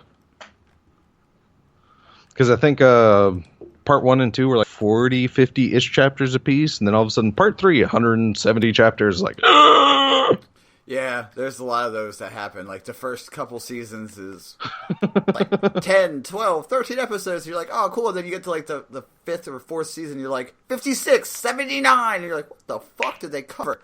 Fairy Tail is actually a pretty good example of that. Mm-hmm. You get a couple hefty seasons of like 20-ish episodes. Some a little lower, some a little higher. And then season like 9, 90 episodes. Excuse me? Yeah. Is that the great the tournament? The great festival? I don't know. I just know that, like season 9 was just just a humongous amount of freaking episodes. So I don't even know why. But yeah, it's like, oh my god. Oh god. This is actually segues pretty decently into you guys that sent us questions. The peoples. The revolution. Our revolution. Our friends. Thank you all for being our friends. Brownie points to who gets the movie reference. I was about to say Golden Girls travel around the world and back again. Let's see. So Gorilla Golf has put us to the ultimate test. Oh boy, I've seen this. Yes, I have as well. But yeah. So basically, he gave us this image. We each only get to pick 2. But as an image, it's like 4 of these to keep. The others are deleted forever. So these are game franchises. The choices of the keepers and those who are doomed to be overwritten is Zelda, Super Mario, Halo, Half-Life, Elder Scrolls, GTA, Assassin's Creed, Metal Gear, Sonic, Mega Man, Monster Hunter, Final Fantasy, Fallout, Doom, Dark Souls, Pokemon, Street Fighter, Call of Duty, WoW, Star Wars, which I did ask for clarification, and this is indeed the games. So, yeah, not the entire franchise, just the games, which apparently Lucas already did. Thanks, buddy. Battlefield, Resident Evil, The Witcher, Total War, Mass Effect, Stalker, Deus Ex, Tekken, Bayonetta, and Harvest Moon. So we each have to choose 2 of them. And the rest are destroyed into obscurity. The rest are just erased from memory. Yep. All right. What are your choices, Buster? Do you want to go 1, 1, 1, 1? No, just give us your 2, because I think... one. Because there's 2 I specifically didn't choose. Yeah. Because I figured you were the most likely to choose them, and I want to know if I'm right. I mean, obviously Fallout. Yeah. Okay. And I'm torn between Elder Scrolls and Zelda. That's fair. I definitely knew you were going to say Fallout. So, okay. Yeah, Fallout was not in my head, even though it was one of my top choices. But it's like, wait, we each choose 2. Buster's definitely going to say Fallout. Yeah. So I don't have to worry about that. Because obviously one of my choices is obviously going to be Final Fantasy. Mm-hmm. Obviously. But there's a lot of, I'm getting torn in a whole lot of ways because there's Mega Man. I love Mega Man. I love Tekken. I knew you would save Final Fantasy. That's yeah, for sure. The guarantee I knew. But then Pokemon's really fun too. And so yeah, first choice definitely Final Fantasy. God. I don't know. I'd probably say because yeah, Tekken's on the list, and so Street Fighter, Soul Calibur's still out there, and so is EX Fighting Lair. So there's still good fighting games, as well as things Mortal Kombat and such, which I'm kind of becoming more of a NRS interested fighter anyway. But because I for one don't care about Dark Souls. I know people like it, but yeah, they're cool games. It's just, meh. Yeah. Okay. Never heard of Total War or Stalker before, so those really have no effect on me. And I was never into Harvest Moon. I know Bayonetta is a great thing, but just not my dig. Never got into The Witcher. Not crazy about Battlefield or COD, so as far as I can tell, they could both basically go away, and I'm fine with that. Yeah, I'd probably have to say Final Fantasy and Mega Man. Okay, I'm good with that. Especially considering Capcom is finally realizing that they can do things with Mega Man now. Since Mega Man 11 is finally coming out, and they're actually teasing a possible new Mega Man X title. It only took them 20 years to realize, oh, hey, we do have this thing that we can use. Yes, those would be my choices. Okay, yeah. You knew I was going to say Fallout. Hey, for sure, for sure. I'm literally freaking out about Fallout 76. Like, Right. I am quite literally losing my goddamn mind because that game. I'm like, when is it coming out? I'm scratching myself, going, where's that Fallout 76, baby? You know, so that's one of the big things I'm waiting for. So, and then it's tough for me. That last one was tough because I do enjoy Elder Scrolls, but Zelda is the OG Zelda is my favorite game. Yeah, no, right? Like that second choice, like, because of course, top of my head, Final Fantasy. I mean, yeah, but like I said, that second choice, because there's so many good things. It's like there's Mega Man, there's even Mario, and I mean, things like that. I mean, they're just all. There's a lot of them that are just super Sonic, even. Oh my god. Oh, my wife would murder me if I didn't save Sonic, but sorry, Sonic. But yeah, so yeah, those are our two. His are Halo and Pokemon. Fair. Fair.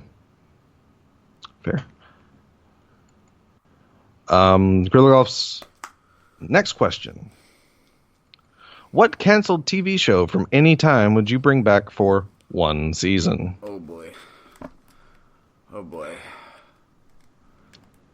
I am going to give a list out because that's what I do, because I have several prerequisites. I have several of them that come to mind. So figure, we're a longer show. We can talk about some of them.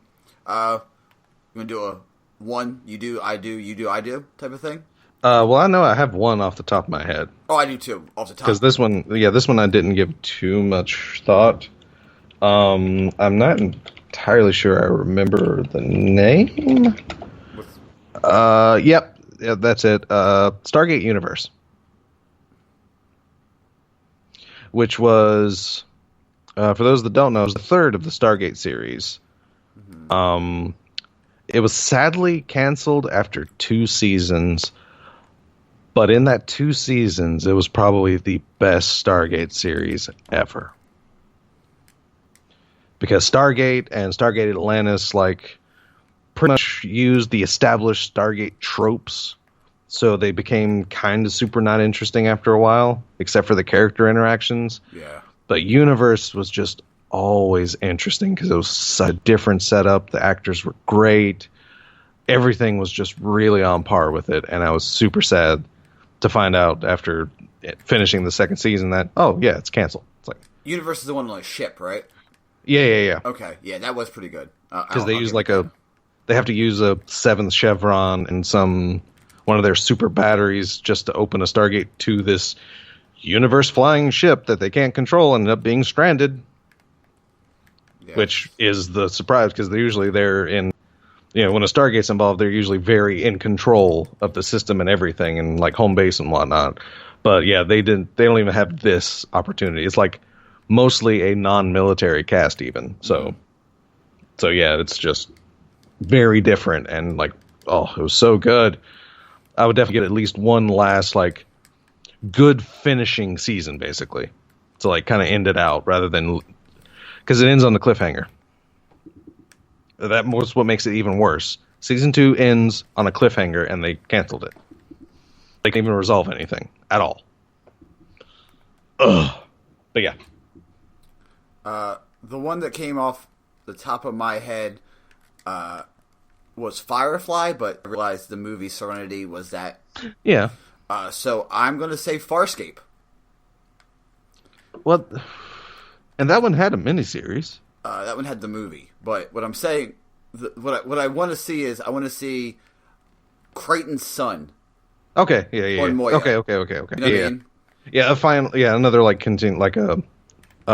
epilogue, basically. Yeah. I can see that. Show me an older John Crichton, an older Aaron soon. Maybe have Rigel still be Rigel. Yeah. Yeah, I can see that. Not really, just to squeeze a little bit more out of that series. Yeah. I can get that. Like I said, I really don't have any others that really come to mind. Another one I would like to see, Tales from the Crypt. Oh yeah, with the way we have animation and fucking, come on. Because I started rewatching the Tales from the Crypt series, the cartoon series, And that motherfucker holds up. Because, like I think I said earlier, a couple episodes ago, I cut the cable. Oh, yeah. We got the Roku and whatnot, and it was, they have a bunch of downloadable apps that you can find, and I found one that's called Tabby, or Tabby, however you want to say it. And it has Conan the Adventurer, the cartoon series. It has Cadillacs and Dinosaurs. It has basically all the cartoons that we had when we were kids that we flipped our shit out about and we couldn't find it anymore. We found it. And I was super stoked about it. Nice. Yeah. So I think Tales from the Crypt, not the cartoon, but the live action. Yeah, for sure. Good. Yeah, that stuff freaked me. That scarred me so much as a kid. Oh my god. I mean, I still like the movie Demon Knight. Oh yeah. That's actually very interesting. Yeah, Tales from the Crypt Demon Knight was a solid flick. Well, not solid, but interesting. Yeah. Fun. I mean, it's kind of hard to be super solid during that time era. With Billy Zane as your lead. No, right? Sorry, Billy Zane fans. Well, I mean, that's like watching a Val Kilmer movie now. I mean, yeah, back in the 90s, that was a pretty big deal. Now it's a B movie. The Ghost in the Dark still is pretty good. No, I'm saying, like, current, like, Val Kilmer movies. Oh, yeah. Like, because if you watch a Val Kilmer movie now, then Val Kilmer is the best actor in that movie. Because it's a B movie. And everyone else you've probably never heard of. Okay, yeah, I'll give you that. I'll give you that. Which, I mean, not to take away from his acting skill, but also at the same time... I'm taking away from his acting skill. He's not the best of actors ever. I mean, he's good, but... But yeah. Oh, Jesus. Do you have any more? There's one from Burning Wing. He asked on other media, how do you guys feel about the newest Power Rangers movie? Newest? There's another one? The one that came out a couple years ago. Dude, I freaking loved it. Yeah, fucking, it's on Hulu. It's on Hulu? It's either on Hulu or on Amazon Instant Video. I watch it at least once every 2 weeks. Fantastic. They're going to have there's going to be a sequel. They already announced it. Fuck yeah. Give me more. Actually, like, I don't care what, like, people think. Like, hey, go back and watch the original Power Rangers that they based it off of. It's no good. It's not good. It's not good anymore. Nostalgia glasses, for sure. But I did like the fact that even though they did kind of they modernized it without making it, like, too dark, brooding, and edgy, right? Yeah. Because it's not super, super edgy, but at the same time, these teenagers now have, like, the modern teenager problems, broken home families and crap like that. They're not your, 90s sitcom, everything's sunny freaking kids anymore. 5 Teens with Attitude. Yeah, I mean, they're teenagers with attitude.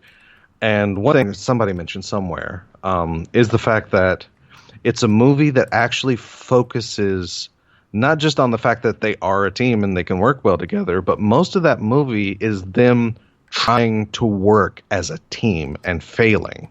It's horribly. It's them learning to be a team, yeah. Exactly. It's like them learning to put their differences aside and the fact that they're different people aside and actually working towards a common goal and the common good. Mm-hmm. So, yeah, I freaking love the Power Rangers movie. Yeah. Also, even though, they did make Billy kind of autistic. I mean, it's kind of understandable. I mean, it's not that far of a stretch of imagination for the character. Better than with Turbo when he was a kid. I know, right? So like I said, perfect, probably not. It's funny, it's deep, it's, I mean, Rita Repulsa still acts like the 90s show Rita Repulsa with her overacting. But at the same time, I kind of wouldn't want to see Rita Repulsa as anything else. Because your name is Rita Repulsa. Come on. Also, was okay with the little changes they made. I don't know if I should drop a spoiler warning for the little, what Rita Repulsa was originally. Oh, yeah. Actually, I didn't mind that change either. I was okay with it. It actually made sense, too, because in the series, it's like, why does she have that coin? Exactly, because it creates kind of a plot hole. It's like, so how does she get this? How does she get this capability of doing this? And then it's like, oh. Okay. Well, sure, still not, like, true to the Japanese, But actually, it is a little more truer in the Japanese because things happen millions of years ago, which is when, in the Japanese, when Zuyu Ranger actually happens, was prehistoric times. They get like suspended animated. They wake back up in modern times. They're cavemen. Yeah, cavemen lawyers, basically.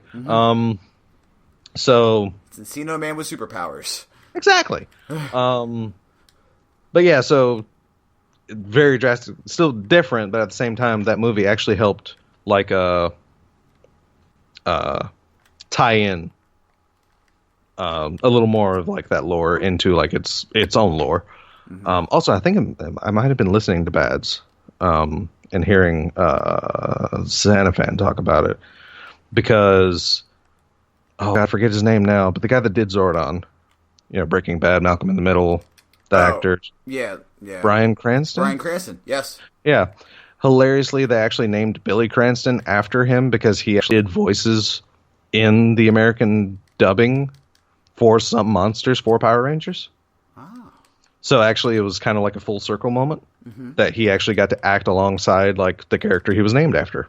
Again, so yeah, that's cool. Or the character that was named after him, not that he was named after, because that would be a weird paradox. Anyway, but I freaking adore that movie. I do, and I cannot wait for a sequel because Tommy Oliver, of course, that they teased in the Stinger, spoiler, is definitely going to be a thing in the sequel because they teased it, and he better be, because it's going to be amazing. Was it me? Did you hear the dragon whistle when they called his name? I know, right? I thought I did. Okay, at least I was only one. I know. But yeah. Let's see, and then, of course, there was a side conversation about Tom Cruise as Jon Stewart. Yeah, I don't doubt Tom Cruise anymore in acting. That's lateral, he's a decent actor. He kind of has the Leonardo DiCaprio type of syndrome. He's actually getting better with age. Yeah, really, because he's kind of like Leo. I mean, nothing against like Leonardo's acting prevalence at any point in time, but he was cast because of his looks. He was a teen heartthrob. He was. But it was almost kind of like he was not interested in the roles, I guess, because of that. Because it was... Either way, there was something there that he wasn't really acting to his full potential. But you watch something like freaking... Gangs of New York? Dearly Departed. The Departed? Or The Departed. Yeah, yep. The Departed. Or what he did in Great Gatsby. Oh, my God. Regardless of whether you like that movie, like he was still a strong part of that. But yeah, I mean, he's had a lot of amazing roles after his heartthrob stage. And Tom Cruise, he's had a lot of pretty good roles beyond, whatever the crap he was known for. Top Gun. Yeah, that's right. Yeah, which again, acting in the 80s. Yeah. I mean, watch Jack Reacher, watch Collateral. Oh, yeah. He's a solid actor. I mean, I'd rather see. We got into the whole Idris Elba as I know, right? James Bond, and I just want to see him. I just want to see Idris Elba as anything, to be honest. He is an amazing actor. Oh yeah, he's fucking like again, regardless of what you thought of the Dark Tower movie, he was amazing in it. Yeah, but I mean, that's I said, he was just great in it. I mean, it was kind of hard to. It was kind of easy to shine compared to who he was acting opposite. Oh yeah, for sure. I mean, Matthew McConaughey is a very easy actor to act opposite. Which of. I mean, even Matthew McConaughey kind of killed that role. To be honest, I think he did really good in that role. Better than normal Matthew McConaughey. I'll say that much. For Matthew McConaughey, he killed that role. Oh, okay, yeah, okay. Basically, I'm not saying like just.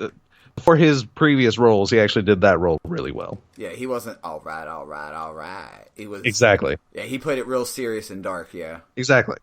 He was basically like an actual actor in that movie, which, like I said, for him is killing it, rather than being kind of like the character he kind of normally is.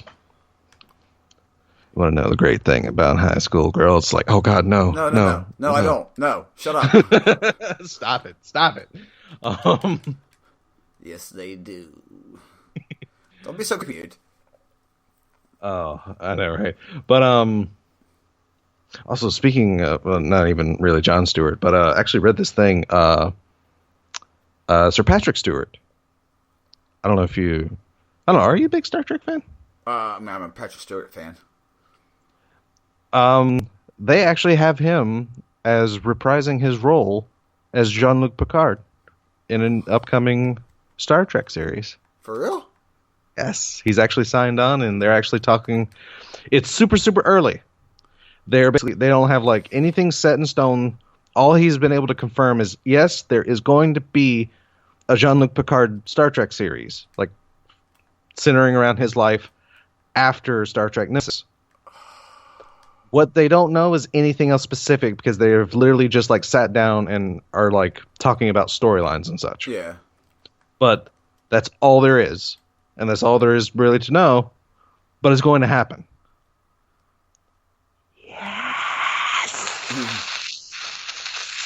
Yeah. Yes. That is going to be amazing. Because hilariously, he was actually talking about it, and he's like, even though, like, when he finished Star Trek Nemesis, he felt like he was... It wasn't a bitter thing, but he felt like it was the conclusion of him as Jean-Luc Picard in Star Trek. I mean, it was just a fitting end, basically, in his mind. That's why he moved away from it, and he was okay moving away from it, and he just kind of moved on. But basically, all these fans that are coming to him and basically, you know, the fan thing, you know, you guys, you know, you've helped me, like, do so much, or you've inspired me to, like, take this leadership thing or whatever. Yeah. Like, hearing that, and hearing that through the years after basically his retirement, he's kind of gotten back into the idea of reprising Jean-Luc Picard again. So like I said, they don't know if he's still... They don't even know if he's even still going to be in Starfleet as an officer or not, is basically how rough this idea is. So he may not even be in Starfleet anymore. But it's definitely going to be about Jean-Luc Picard. Okay. I'm okay with that. I'm good. Yeah. Yeah. For sure, for sure. But yeah, that just reminded me of that, because also they're apparently in talks about making a Bill and Ted 3. I've heard that. Hilariously, the people that really want it done Or Bill, or are Keanu Reeves and what's his name? exactly. What's his name?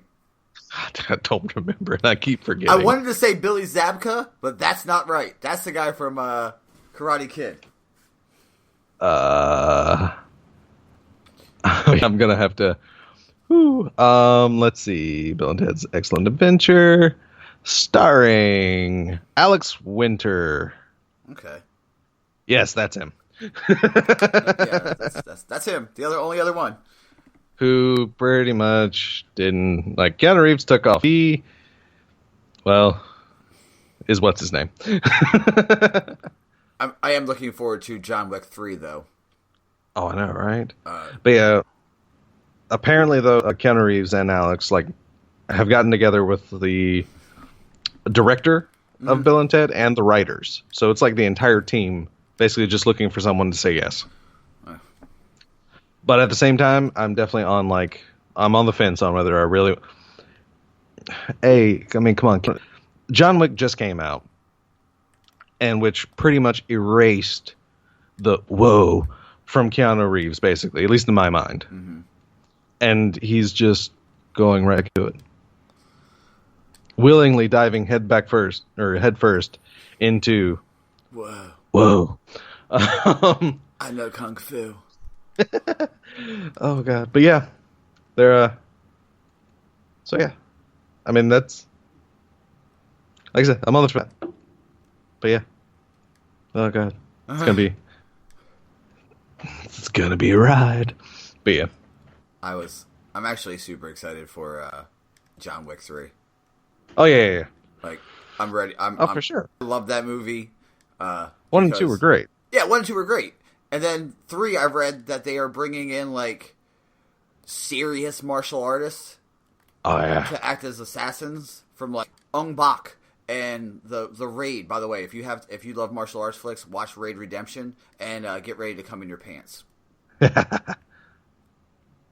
Because it's going to happen. Because it is one of the... It's one of those movies that you watch and you're like, Jesus Christ, that guy can move. Like he moves like he's made of wind, if that makes any sense. Wow. Yeah, like he does moves that I'm like, you shouldn't be able to do that. You're human. How do you bend? And then they do kind of crazy, amazing, like some of the kills are just ridiculous. So, if you like martial arts flicks, watch The Raid Redemption. So, oh yeah, Lance Reddick is coming back. Ooh, Lawrence Fishburne's back in it. That's good. It's always good to see Lawrence Fishburne and Keanu Reeves side by side. They have such great chemistry. Yeah, you can see how deep this rabbit hole goes. Yeah, they don't list many of the assassins. Mark Allen DaCosta? Oh, all right then. Don't know him. I mean, I feel like I should know him though. Is that Shang Tsung? No. That's Terry Kakagawa. Oh, that's what. Wait, he's a martial artist? Excuse? It's called Parabellum. Yeah. He was the host of Iron Chef America. Yes. He's an actual martial artist, really? That's going to be hilarious. Oh, he was Kung Lao in Mortal Kombat Legacy. So actually, yeah, he does pretty much know stuff. He was actually pretty good in that, actually. Fun fact, Parabellum is a type of semi-automatic pistol or machine gun. It's also Latin for... Crap, I just saw it not long ago. Translates to prepare for war from Latin. Well, that probably is a better definition then. If he doesn't use a parabellum. Yeah, prepare for war. Jesus Christ. So, yeah. What a cool tagline. I know, right? But yeah, I mean, it's going to be amazing. Because, I mean, Halle Berry's in it. I mean, it's been a while since she's had work, yeah? Anything major? She was in that show Extant on CBS. So yeah, like I said, been a while since she's been anything major. I wasn't going to say it, Des. You had to say it yourself, but I was just going to be nice and be like, hey, Halle Berry is a solid actress, because she is a solid actress. I mean, she's pretty good. I mean, she's just had a bunch of weird roles that kind of... Ever since Catwoman? Yeah. That was pretty much her downhill. Which wasn't even her fault. It's like, I don't even know what they were trying to do with that movie. I don't even know. It's basically the same thing that happened with the Super Mario movie. It's like they were trying to go a direction, they didn't go a direction, and now they're stuck like making something of this utter mess. As far as I know, it was supposed to be a movie about the DC Comics Catwoman. But that didn't happen. At all. That period. in any way. Form or fashion, yeah. Yeah.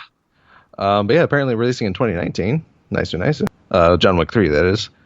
Very interesting that they don't label it Chapter 3. Yeah, 'cause it was Chapter 2, right? Exactly. It was John Wick Chapter 2, and now it's John Wick Parabellum. So, that's a little weird, but, I mean, I'm not going to hold it against anyone. Scheduled release May 17th, 2019. So kind of early 2019 at that. Yeah. Nice. Yeah, also, cannot wait for that. Because, I mean, it's just first and second was kind of like side by side with each other. Mm-hmm. It's very rare for movies to do that nowadays. And also, I do agree with you. Idris Elba would be amazing as Saladin in a live action Destiny. Thank you. I mean, yeah, the voice of Reaper is a great voice for him, but at the same time, I do feel like Idris Elba is like that, has that stature and can command that screen presence that Saladin would require. Let's see, Cruz's Lantern, Idris. Gorilla saying Star Trek is done without Pine. Excuse you, Gorilla? Because Star Trek is totally not done, because apparently Star Trek Discovery is amazing. Does not have Chris Pine. And Jesus Christ. Patrick Stewart coming back as Jean-Luc Picard. That's going to be amazing. That's going to blow me out of the water. That, of course, didn't already have Patrick Stewart, but you know. Mm-hmm. Anyway.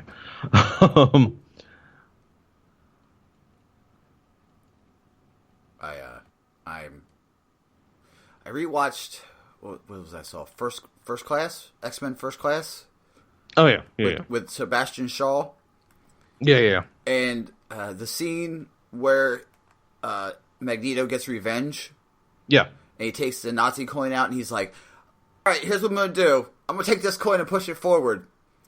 And then, James McAvoy's like, no! And he's like, I'm just going to do it. I hope you're okay. And then you watch the coin go into his head. I'm like, God damn, that's dark. Yeah, that was a really dark moment. Ugh. That movie was a little weird, but oh my God, it had some amazing, like, forming, like, Magneto moments, basically. Yeah. It was when, it was... Also, can't wait for X-Men Dark Phoenix. Yeah, that's another good one coming. Because they are basically redoing the third movie. Mm-hmm. The third movie didn't happen. It didn't happen. Keep it moving. It did. Hopefully they learn a lot of lessons. Nope, punch and pie. I basically found out the issue for X-Men 3. And it was of course a different director, but the director, like, his primary goal was, what didn't Bryan Singer do yet? Well, I'm going to do that.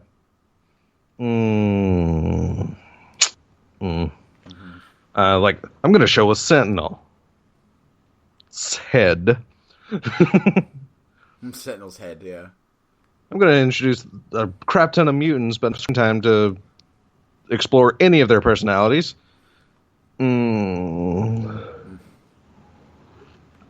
going to show Dark Phoenix, like Phoenix and Dark Phoenix Evolution in one movie. Yeah, you probably could have had Dark Phoenix been around. That's like a trilogy of movies to really get on, like, Phoenix and Dark Phoenix. But I digress on that one. Dark Phoenix is going to be one movie. I am interested to see how well they recover, basically, from X-Men 3. But also, speaking of which, Venom. Oh. My God. Venom. I cannot wait for Venom. I'm okay with not having Carnage be the main villain. I'm okay with it because... What do you mean he's not? It's Riot. Oh, that's why it doesn't look... But he has Carnage abilities. So does Riot.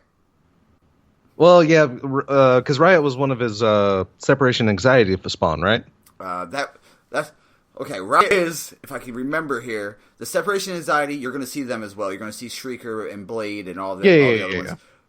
Riot is the true son of the Venom symbiote. Like, it bred off, and that's why he has a very Venom look. And he has the blades and stuff. It's basically because every symbiote gets the genetic memory of whoever wore it before them. Yeah. That's why Venom can do the swinging like Spider-Man. Spoiler, Spider-Man wore Venom symbiote before Eddie Brock did. I do, however, think that's going to be the stinger at the end of the movie. Oh, Carnage? Yeah, for sure. A little bit of the symbiote dripping off of maybe Riot, and then you hear Cassius going, singing a weird song. Okay, so now I'm... Actually, yeah, now that I know it's Riot... Mm-hmm. That makes sense. Well, no, I mean, that and even the change itself, basically, to Venom's backstory, it makes more sense, because it's kind of becoming more backstory. Just with Venom as well. Because, Riot was captured before he could merge. Yeah, merge with anybody by this by the Life Foundation, which was an organization that was trying to do what the people in the movie are trying to do, basically. So yeah. Oh, no. Okay, now I see. Yeah. No, they captured Venom and forcibly extracted offspring from Venom. Okay. So they're kind of skipping the capture part. Now they're just doing like the creation. Well, yeah, they're probably skipping to the capture and harvesting. So they're skipping like Venom and Peter Parker, obviously. Wait. Well, I mean not Venom, but the black suit that would become Venom and Peter Parker. Which, like I told my discussion with my wife about this, and I'm completely okay with Venom not being attached to Peter Parker. I'm actually completely okay with that, unlike, which has probably shown my growth as a comic book nerd with movies. Because at one end, Venom doesn't necessarily need Peter Parker to become a thing. No. Because one reason I still know this is going to be a great movie is because what they have shown in the trailers, which is probably a little too much, but what they have perfectly almost is like the interaction between Eddie Brock and Venom. The fact that they're almost always at odds end at first is like... Yeah, and they make friends. Yeah. So, I mean...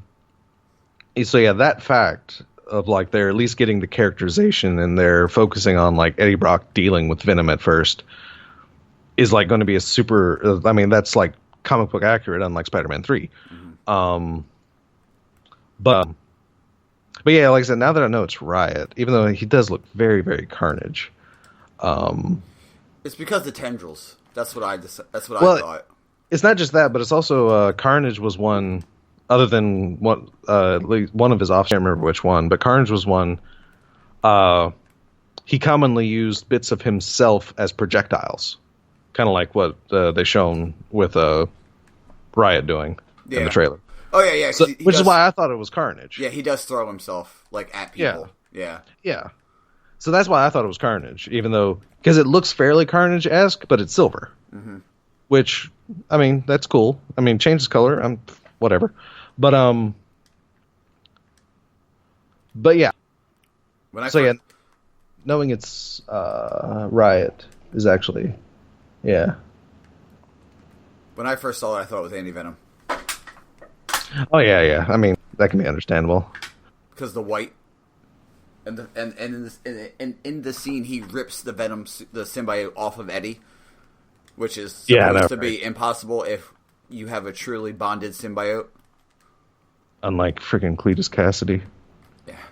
Jesus Christ, that guy. Actually, so yeah, I learned something because very recently, Death Battle did an episode with Carnage versus another psychopathic killer. Elfin Lad. From Elfin Lead. And which is actually a running gag in that episode. It's hilarious. From Elfin Lad. It's Lead, it's German. Whatever. Yeah. But no, so I actually learned a few things about Cletus Cassidy that I didn't know before. Because I already knew he was a perfect match for Carnage because he was a psychopathic killer. Mm-hmm. I didn't realize exactly how psychopathic this sick son of a gun is. Oh, crazy. Oh my God, super crazy. So apparently when he was 8 years old, his father was sent to prison for killing his mother. The only reason he actually killed his mother is because Cletus Cassidy's mother was trying to kill him. Mm-hmm. And Cletus Cassidy's mother was only trying to kill him because Cletus Cassidy tortured and killed her dog.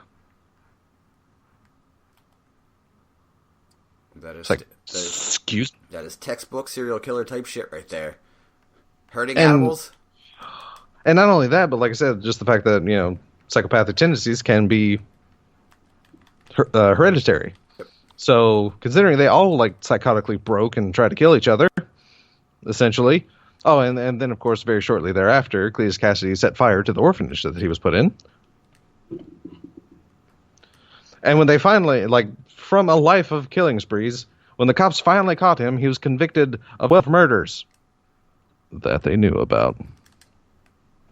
Because who knows? I mean, good God. Like I said, I didn't realize exactly how bad of a psycho he was. I had a clue because, again, one thing that Spider-Man 3 did get right was the fact that symbiotes enjoy the darker side of humans, basically.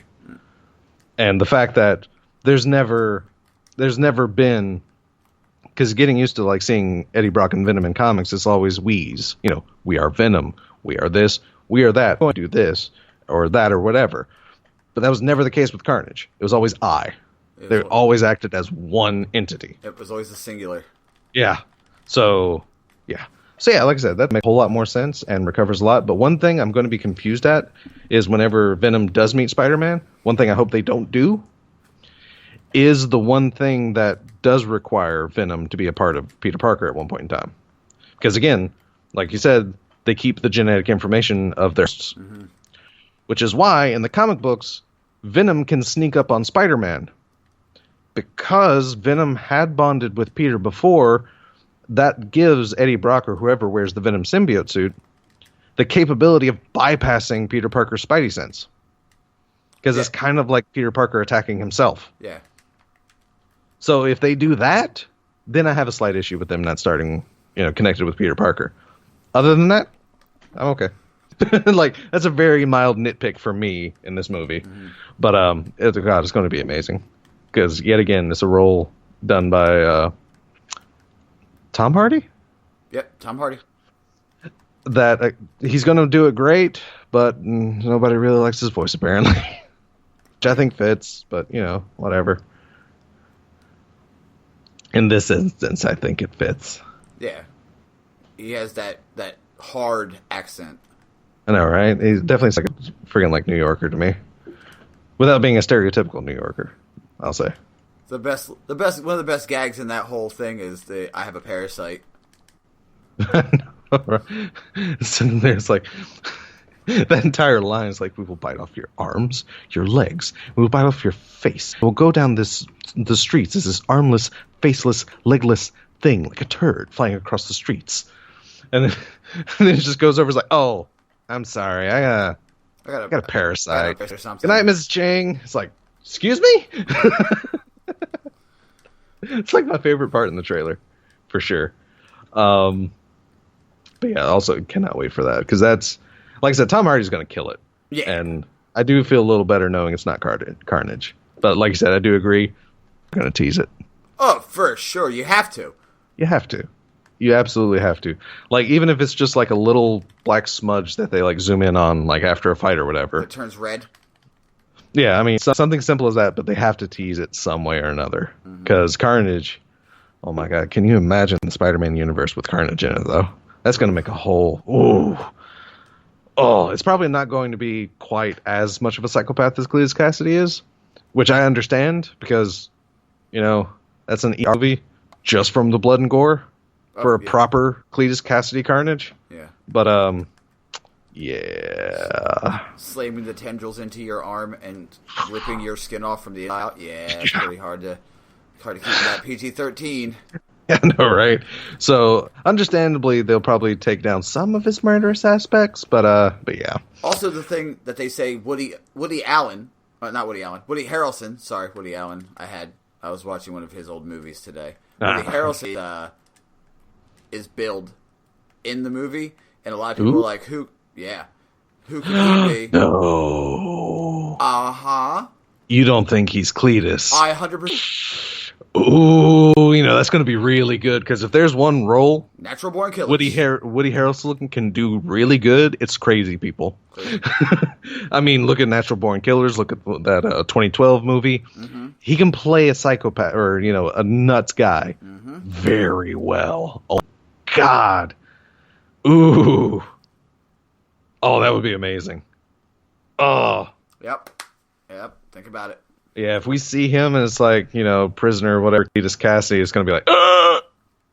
Like, I could just picture the Stinger now. Start at his feet, pan up. You see, like, the prison shoes, the orange jumpsuit, tied in tight. You hear him in his southern accent, which he does very, very well. Singing a weird song. He doesn't have a bad one. Singing Mary Had a Little Lamb or something creepy. Child songs are really creepy. And then, especially when sung by grown men. And then pan up to see the name tag Cassidy. The prison tag Cassidy - Cletus. All the way up to his shoulder. The green drips down, turns red, and like soaks in. Boom. All you need. Everyone's roping arcs of jism in the stand. Okay? I know, right?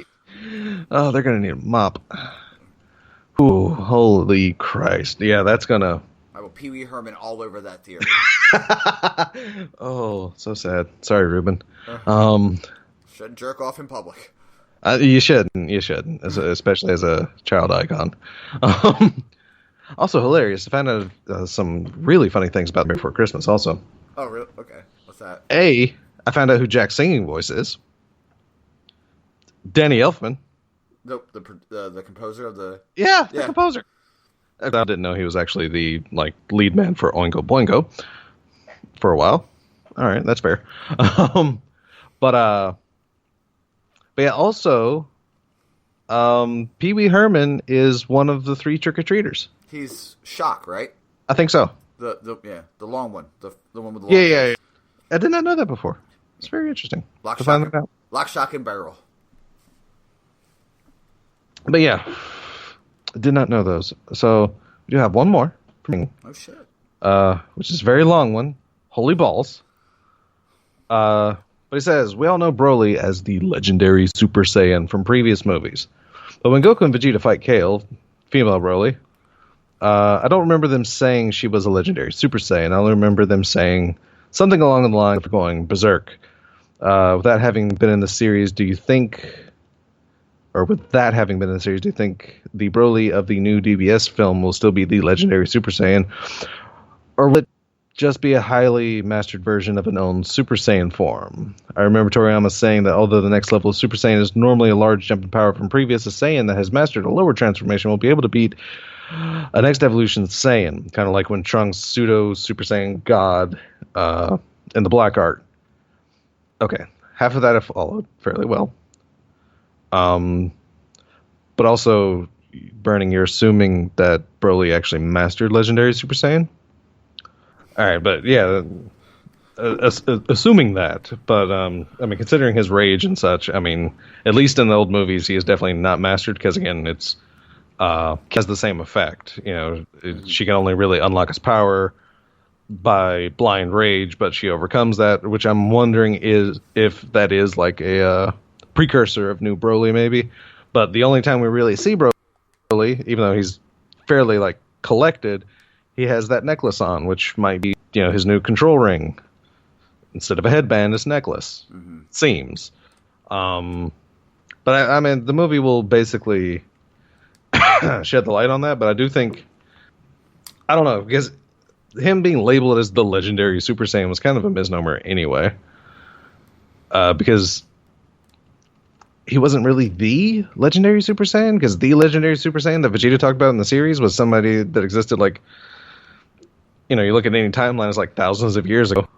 So yeah, that was definitely not Broly, because that would make Goku thousands of years old. Mm-hmm. But yeah, so it's going to be, I don't know. I definitely do think we're going to see some shenanigans with what is essentially still Broly. Because I mean, as far as we know, Broly is still a Berserk Super Saiyan. Basically, it's some yet another special Super Saiyan transformation.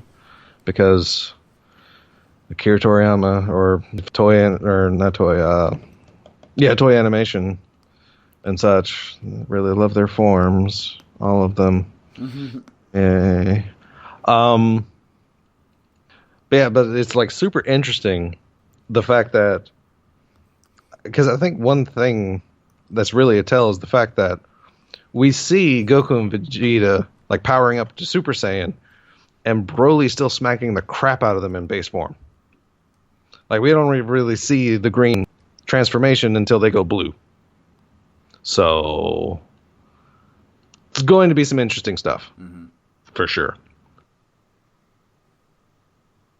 And then the last plot line of one of the teases of the movie, where Goku is approached by someone's like, I am the person that invented an instinct, Ultra Instinct or whatever. So we don't know where that fits in. So, and all I can say is Akira Toriyama, which I loved one of the memes that Gorilla Golf posted in general.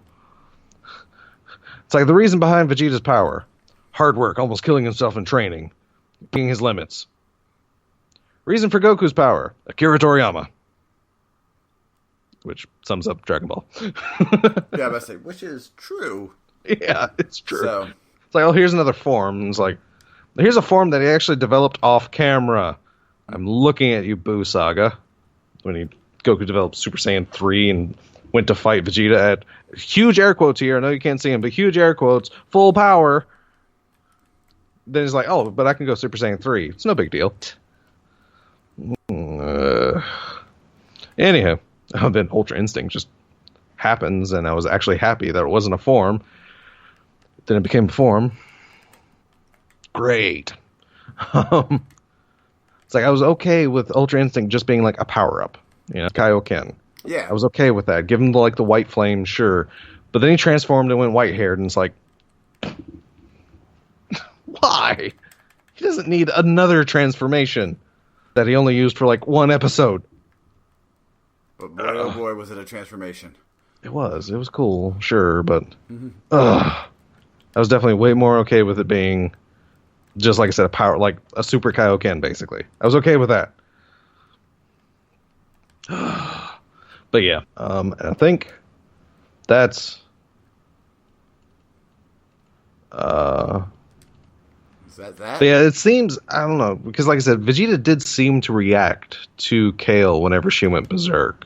Like, not in, like, of course, the drastic way he did in the movie, but there seemed to be, like, this, he had, like, that, eyebrow twitch, like, I recognize this. Yeah, exactly. He's like, it's like, oh, there's this thing. But I don't know if it was curiosity of, what's that about, or if it's like, hey, I know this. So, I think hopefully that question is answered in the movie, but then again, I just mentioned on how forgetful Akira Toriyama is. So, there's that. Yeah, so I'm hoping we find out a lot, for sure, but there's no guarantee we're going to find out anything, really, because Akira Toriyama is back in control. I forgot. Yeah. So, there's that. But, so it's going to be, either way, the fights are going to be amazing. Oh, yeah. And it's going to be, one of the few times we definitely see Goku get the ever-loving crap stomped out of him. Because Broly definitely does that every time. First movie, everyone got stomped. Second movie, everyone got stomped. Third movie, that wasn't really Broly, stop it. I mean, literally even. That's funny. That wasn't even Broly, stop it. Exactly. Fourth movie, I'm predicting Goku and Vegeta are going to get just absolutely demolished. They're going to have their teeth handed to them on a silver platter. That they're both going to do. Here's what's going to happen. Goku is going to go Ultra Instinct. Exactly.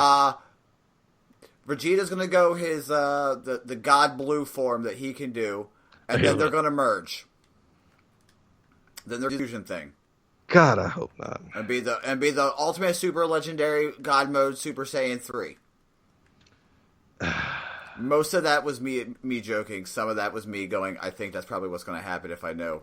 I actually legitimately think Vegeta is going to come in, yeah. Mm-hmm.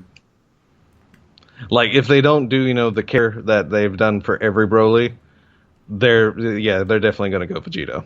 That's funny, the Care Bear stare. I didn't think of it like that, but it really is. That's basically what the first movie boiled down to. Guys, give me energy. If you give me your energy, I can take them out, probably, maybe. We're friends. We're friends. Okay, I get it. We're friends. Yep. Broly movie 2. Hey, Goten, let's take them out together, because together we can do it. Spirit of Dad pops up. Oh, full family Kamehameha. Movie 3, he gets taken out by a tidal wave, basically. Still, it wasn't Broly. Stop it. Still, it wasn't Broly. Knock it off. Still. Come on. Stop. Like, I still actually haven't even watched the Bio Broly movie. I know about it. I know how it ends. I know the characterizations. I have no interest in watching it because that's not Broly. Stop it. Oh, it's just awful. He gets taken out by water. Come on. At least Ku launched into the sun. Yeah. Bio Broly. He got rained on. He got wet. It's like Wicked Witch stuff. Mm-hmm. Come on. But yeah. Either way, it's going to have amazing fights. I mean, you're going to know that for sure. Mm-hmm. 100% it's going to have amazing fights. We should all know that. Because basically, if there's nothing more than I love than an overpowered, like, Dragon Ball fight where Goku actually has to try, like when he fought Jiren and Frieza and them. It's also when Goku just gets absolutely destroyed, like when he fights Broly, or pretty much half of the fights in Dragon Ball. Yeah, I mean, it's as much fun as it is to watch the anime character, like, just run wreck shop It's really more fun to watch him get beat and go, how you going to figure this one out, Chief? Exactly. I mean, because that's why I absolutely loved, and looked forward to the first Broly movie. Because it was the first time Goku charged up a Kamehameha, fired it like 6 inches from Broly's face, and the Japanese quote was, "What the hell was that?" Because it did nothing to Broly. Mm-hmm. It was his signature move that at least like does something to somebody, which is also why I like Cooler, because he actually like surfed through the Kamehameha to pimp slap Goku, which is great. But yeah, it's those moments I like. It's like, I'm going to use a super powerful trademark technique I stole from Master Roshi when I was a kid, and at least hurt him. Nope. Yeah, he did steal it from Master Roshi. Totally. 100% he stole that shit. In fact, yeah, I mean, Krillin, Yamcha were taught the Kamehameha because it is the whole, like, signature move. Goku saw Roshi do it once and mimicked it. Yeah. Totally stole it. He wasn't even a student of Roshi. Didn't even want to become a student of Roshi yet. Not even like Sasuke or Naruto. They were taught their move. Exactly. Also, let's just say, how dickish is Kakashi for teaching Sasuke the motherfucking Chidori? It's like, right. Hey, you taught my enemy the move that I am super weak on. Right. You know, because he has wind chakra, that kind of thing. Yeah. So, yeah, that's a... That's a deep dive character study there. Good. Like, all the best intentions went super wrong. Yeah. I'm gonna teach him a nice move so he feels useful and all that. It's like, no, you're gonna teach him his most powerful technique that he's gonna forget, like I do with the Rasengan. Yeah, I actually loved also the rooftop fight when Sasuke first left Hagakure. And it's the fact that he used Chidori, Naruto was still struggling to use Rasengan. And like he utterly demolished or kind of like broke apart the front of this one water cooler when Kakashi like tossed them both away. And then looked at the itty bitty hole that Naruto made. He's like, I'm more powerful. Then goes around to the back of it and it's just like utterly gone. He's like, yeah. Oh. Yeah, he had to put a hole in my chest. Yeah, no, right? I loved that because, I mean, like that surprised look from Sasuke, I was like, oh, crap. I mean, their fight at the end is one of the most... Oh, God, it's amazing. Yeah, it's so good. Another reason I loved it is the fact that not only did it, like, mimic, like, you know, their great fights series, but also, like, the animation style even changed to mimic those fights through the series. Mm-hmm. So it was, like, super cool that they even acknowledged that. And they went back to where they first fought? Where? The Valley of the Kings? Yeah, spoiler alert, every one of their bloodline basically fought. Yeah, yeah. Where Madara and Hashirama fought, where every one of the Sun and the Moon fought, yeah, pretty much. And then they blew each other's arms in. Yep. Which why he has a robo arm for Boruto.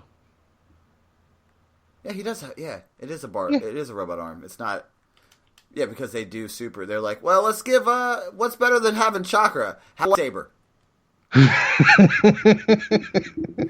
Oh, but it uses up a lot of chakra. Yeah, I don't think Boruto has that problem. He's an Uzumaki. They have a shit ton of chakra. Know, it's like the kid like just. I don't feel dizzy Naruto with chakra problems? Nah. Since when? I mean, that's why he excelled at shadow clones, because they took up a lot of chakra. And he just summons thousands. Mm-hmm.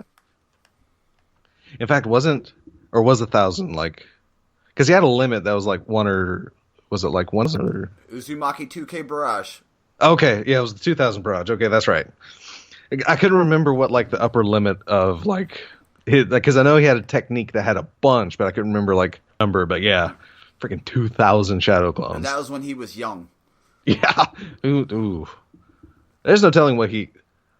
And I actually love, especially from like every time they did a time skip, basically, which now includes basically the time skip and then to Boruto. Like Naruto actually grows so much in those time skips. I mean, it kind of sucks because you don't really see that growth. But he's like a completely different person like each time they have a time skip. But yeah, he grows. He grows a lot, which is one reason I do like Naruto, because Unlike Dragon Ball, which Goku is still... I also love that joke that Dragon Ball Abridged made. That I think... It was because they were doing the Cell games, and Goku was like, "Oh, I can't wait to fight him. This is going to be a great thing." And it's the comment that Goku would probably put the universe at risk at some point in time, and then Goku's like, "Nah, that's never going to happen." And they pop up this fake ad for like a Crunchyroll. It's like the Dragon Ball Super, where he totally puts the universe at risk for a fight. And that's for the whole tournament, yeah. Yeah, that's the entire premise of the Tournament of Power, is Goku wants a good fight and bets the life of his entire universe. Yeah, he's kind of an interesting character, let's be honest. Kind of a douchebag, really. Well, yeah, really he is. But one of the things I read that they said if Naruto, what was it? If Naruto and Sasuke teamed up like fully, yeah, they would be the wrecking crew of the entire planet, like the entire universe. I'm like, yeah, they do that. I mean, good God, they took down the god of ninjutsu, basically. Yeah, they took down the goddess of ninjutsu, and in doing so, the source of all their power. Yeah. They just tag teams like, we're going to deal with this chick, then we'll fight each other. All right, let's put a pause on our fight to fuck her up, and Exactly. then afterwards we'll go bang it out over there. It's like, yeah, okay, and they do. It's like Naruto's like, fine, whatever. Then they end up holding each other's bloody arm.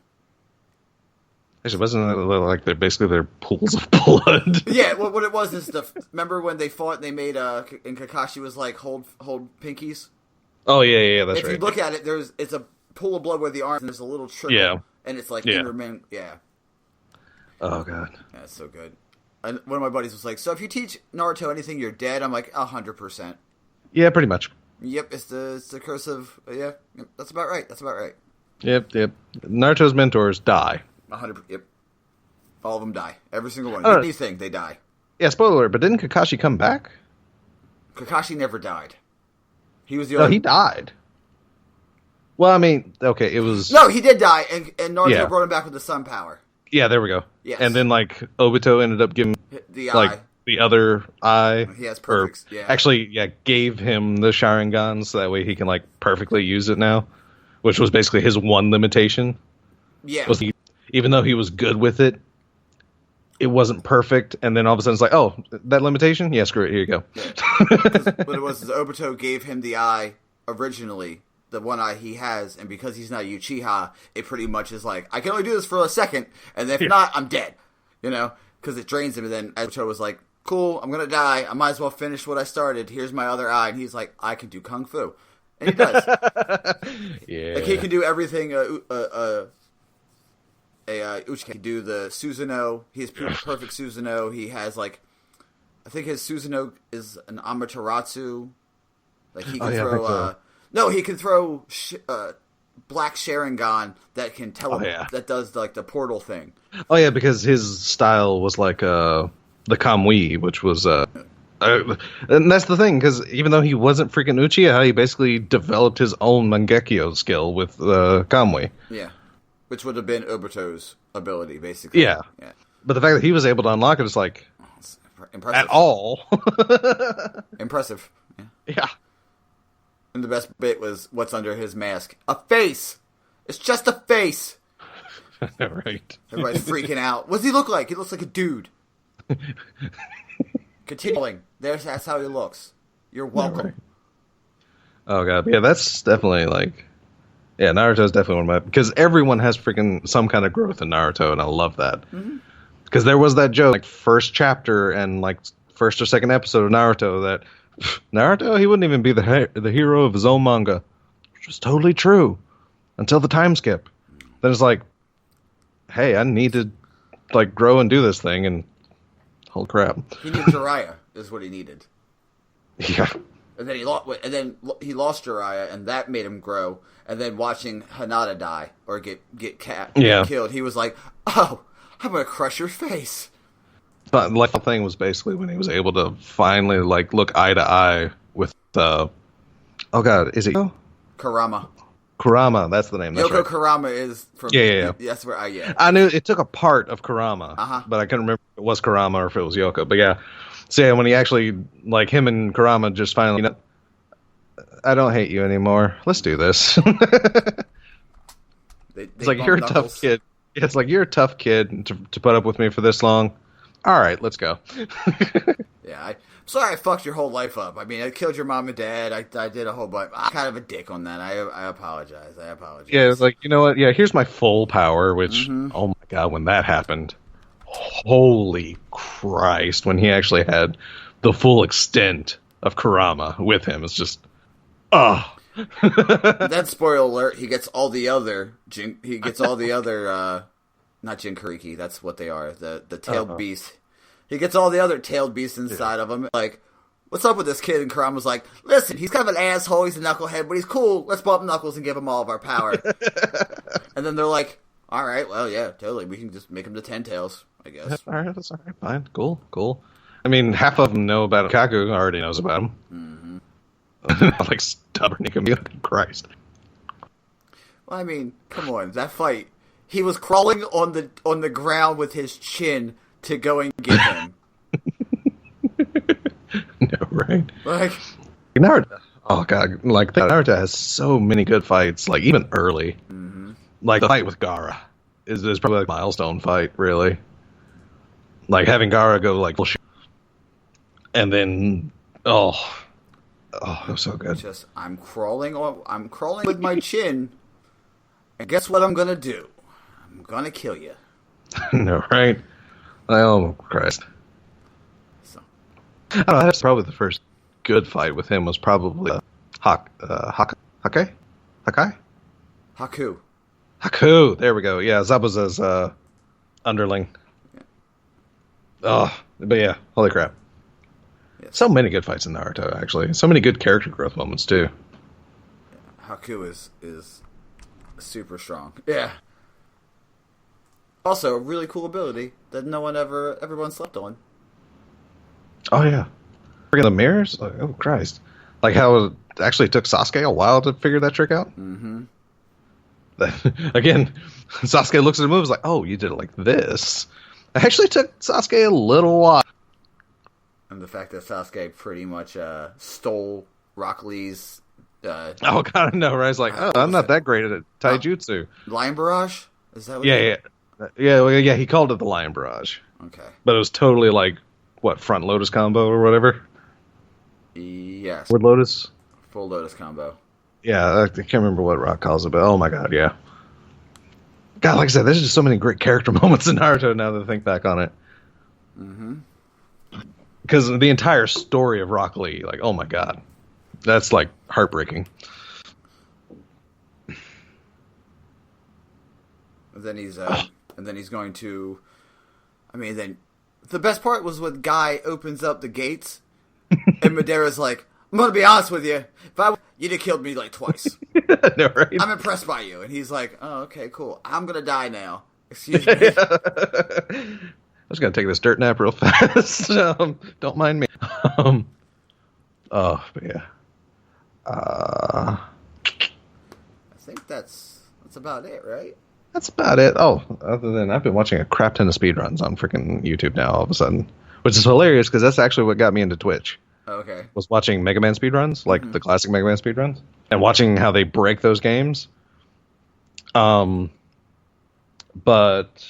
the Summer Games Done Quick was like a month and a half-ish ago, or 2 months ago maybe. And Game Quick are like, they're held twice, because there's Summer Games Done Quick and then Awesome Games Done Quick, normally held in like February, March-ish, I think. And they're introducing a third Games Done Quick for TwitchCon. It's going to be a few days. But it's basically just a bunch of speedrunners that just show off what they can do in a game. Well, one piqued my interest because it was Final Fantasy VI, done by a runner called Puexel. And this was the first. I already know how speedrunners can break games and such. And you always hear like these donation messages like, "Oh yeah, you just utterly broke the game I grew up with as a child." Yeah, that was Final Fantasy VI for me. And my God, did they just utterly break it and beat it in like 5. Actually, I think it was 6. But it's like a 4 game. Mm-hmm. And they should in 6. And it's like, are you kidding me? Which also hilariously has led me to start playing Final Fantasy VI because I actually have it for Android. Actually ended up taking some of their strats to make my own runs a little better in the end. But yeah, that was actually my first moment of, oh my god, they're doing this. I didn't know about that, and I thought I knew this game like in and out pretty much. Yeah. No, I don't. There's so much stuff that speedrunners know. So yeah, I've been like stuck on like watching, especially RPG speedruns. Mm-hmm. It's actually kind of hilarious.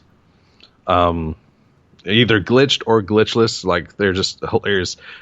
Basically 5 hours to spend. Give one a watch for sure, because it's especially for an RPG you grew up with, and just watching them utterly break it. And it's great. It's hilarious. It's because and like I've been like watching old Games Done Quick stuff and Chrono Trigger runs and Final Fantasy like 7 runs and 6 runs, and seeing the completion times is like, there's no freaking way. How do you do this? But yeah, so that's been my like poison of choice here recently, because my god. I'm not certain, but they might actually have a Rogue Galaxy run somewhere. Oh, I'm sure. I don't know, because it was actually that was one of the donation messages at some point in time. For like Rogue Galaxy runs. Games Done Quick. I'm actually going to search on YouTube and see if someone... AGDQ 2015 Rogue Legacy speedrun. Ooh, this might break your heart there, Buster. I'm sure. What's your average time running Rogue Legacy? I'm wondering. I mean, I have a bunch. No, I mean, just like an average play for you, like from start to finish. Not trying to complete everything, get all the swords done. Yeah, just like a casual playthrough, basically. Yeah, like essentially from start to finish. I think when I did it the last time, it was like 60 hours. Let's see, AGDQ 2015 Rogue Legacy speedrun by Tara J42 in 27 minutes and 53 seconds. Go fuck yourself. How do you get through that game? That game is like... How do you... Like you... Yeah. Okay, that's it. This is episode 117 of the RNGCast. I'm going to go sit in the... I'm going to go take a crying game shower now. Thanks. I'm going to link you to that, too. No, please do. Yeah. I'm going to watch it. I know. I'm going to link it to you, because this is, like I said, this is what I love about speedrunning. Is like finding these games you adore and then just someone utterly breaking it awfully. Yeah. But, yeah, this has been your boy, Raven. You can find me on Twitter at DES_Raven, where I'm doing things. I'm still working on scripts for the reboot of my Paladin series. It's coming together nicely, though. I'm actually working on a few scripts also. So it's not just like me reworking the scripts, but I'm actually getting a few done, like for down the road as well. So that's happening. So definitely keep an eye on my Twitter, because that's definitely where I'll be posting where videos are uploaded. Or you can be like a super cool individual and subscribe to my YouTube. You can search out Death Switch Raven. Actually, really easy to search out on Google. It is really easy, because that's apparently a fairly unique name in YouTube. So I come up fairly quick. Like the video that pop up might be like some weird thing, but that way. Fun fact: it's cleaning out your closet. Oh wow, hilarious. Yeah, because those videos actually had like quite a bit of hits back in the day. But because apparently I don't have enough subscribers for a custom URL, which you have to have 100. Let's fix that. I mean, really don't care, but I would like a custom URL. That way I can just say, go to youtube.com/ probably DS Raven, because, you know, branding. And I'm Sad Buster. You can find me on Twitter at BusterKnuckle13. You can find me on PSN, Blister3, trying to beat Rogue Galaxy in 26 minutes. You can find me. You can find this podcast, the RNGCast, at the RNGCast on Twitter. You can email us, therngcast@gmail.com. By the way, I'm not Sad Buster. It's okay. That was just a bit. We have a Patreon, patreon.com/the RNGCast. We have some content on there. We need to probably find time to do one of these weekends. When breaks aren't going out. Yeah. When Comcast is like, we'll give you another. We won't fuck you for that. How about that? Other than that, this is episode 117 of the RNGCast. Right? We're on 17? Yes, sir.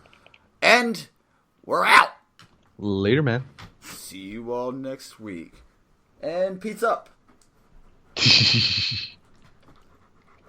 And he's brown. And he wants to go outside. Pete, knock it off. Ow! Ow! Come on, dude. Knock it off.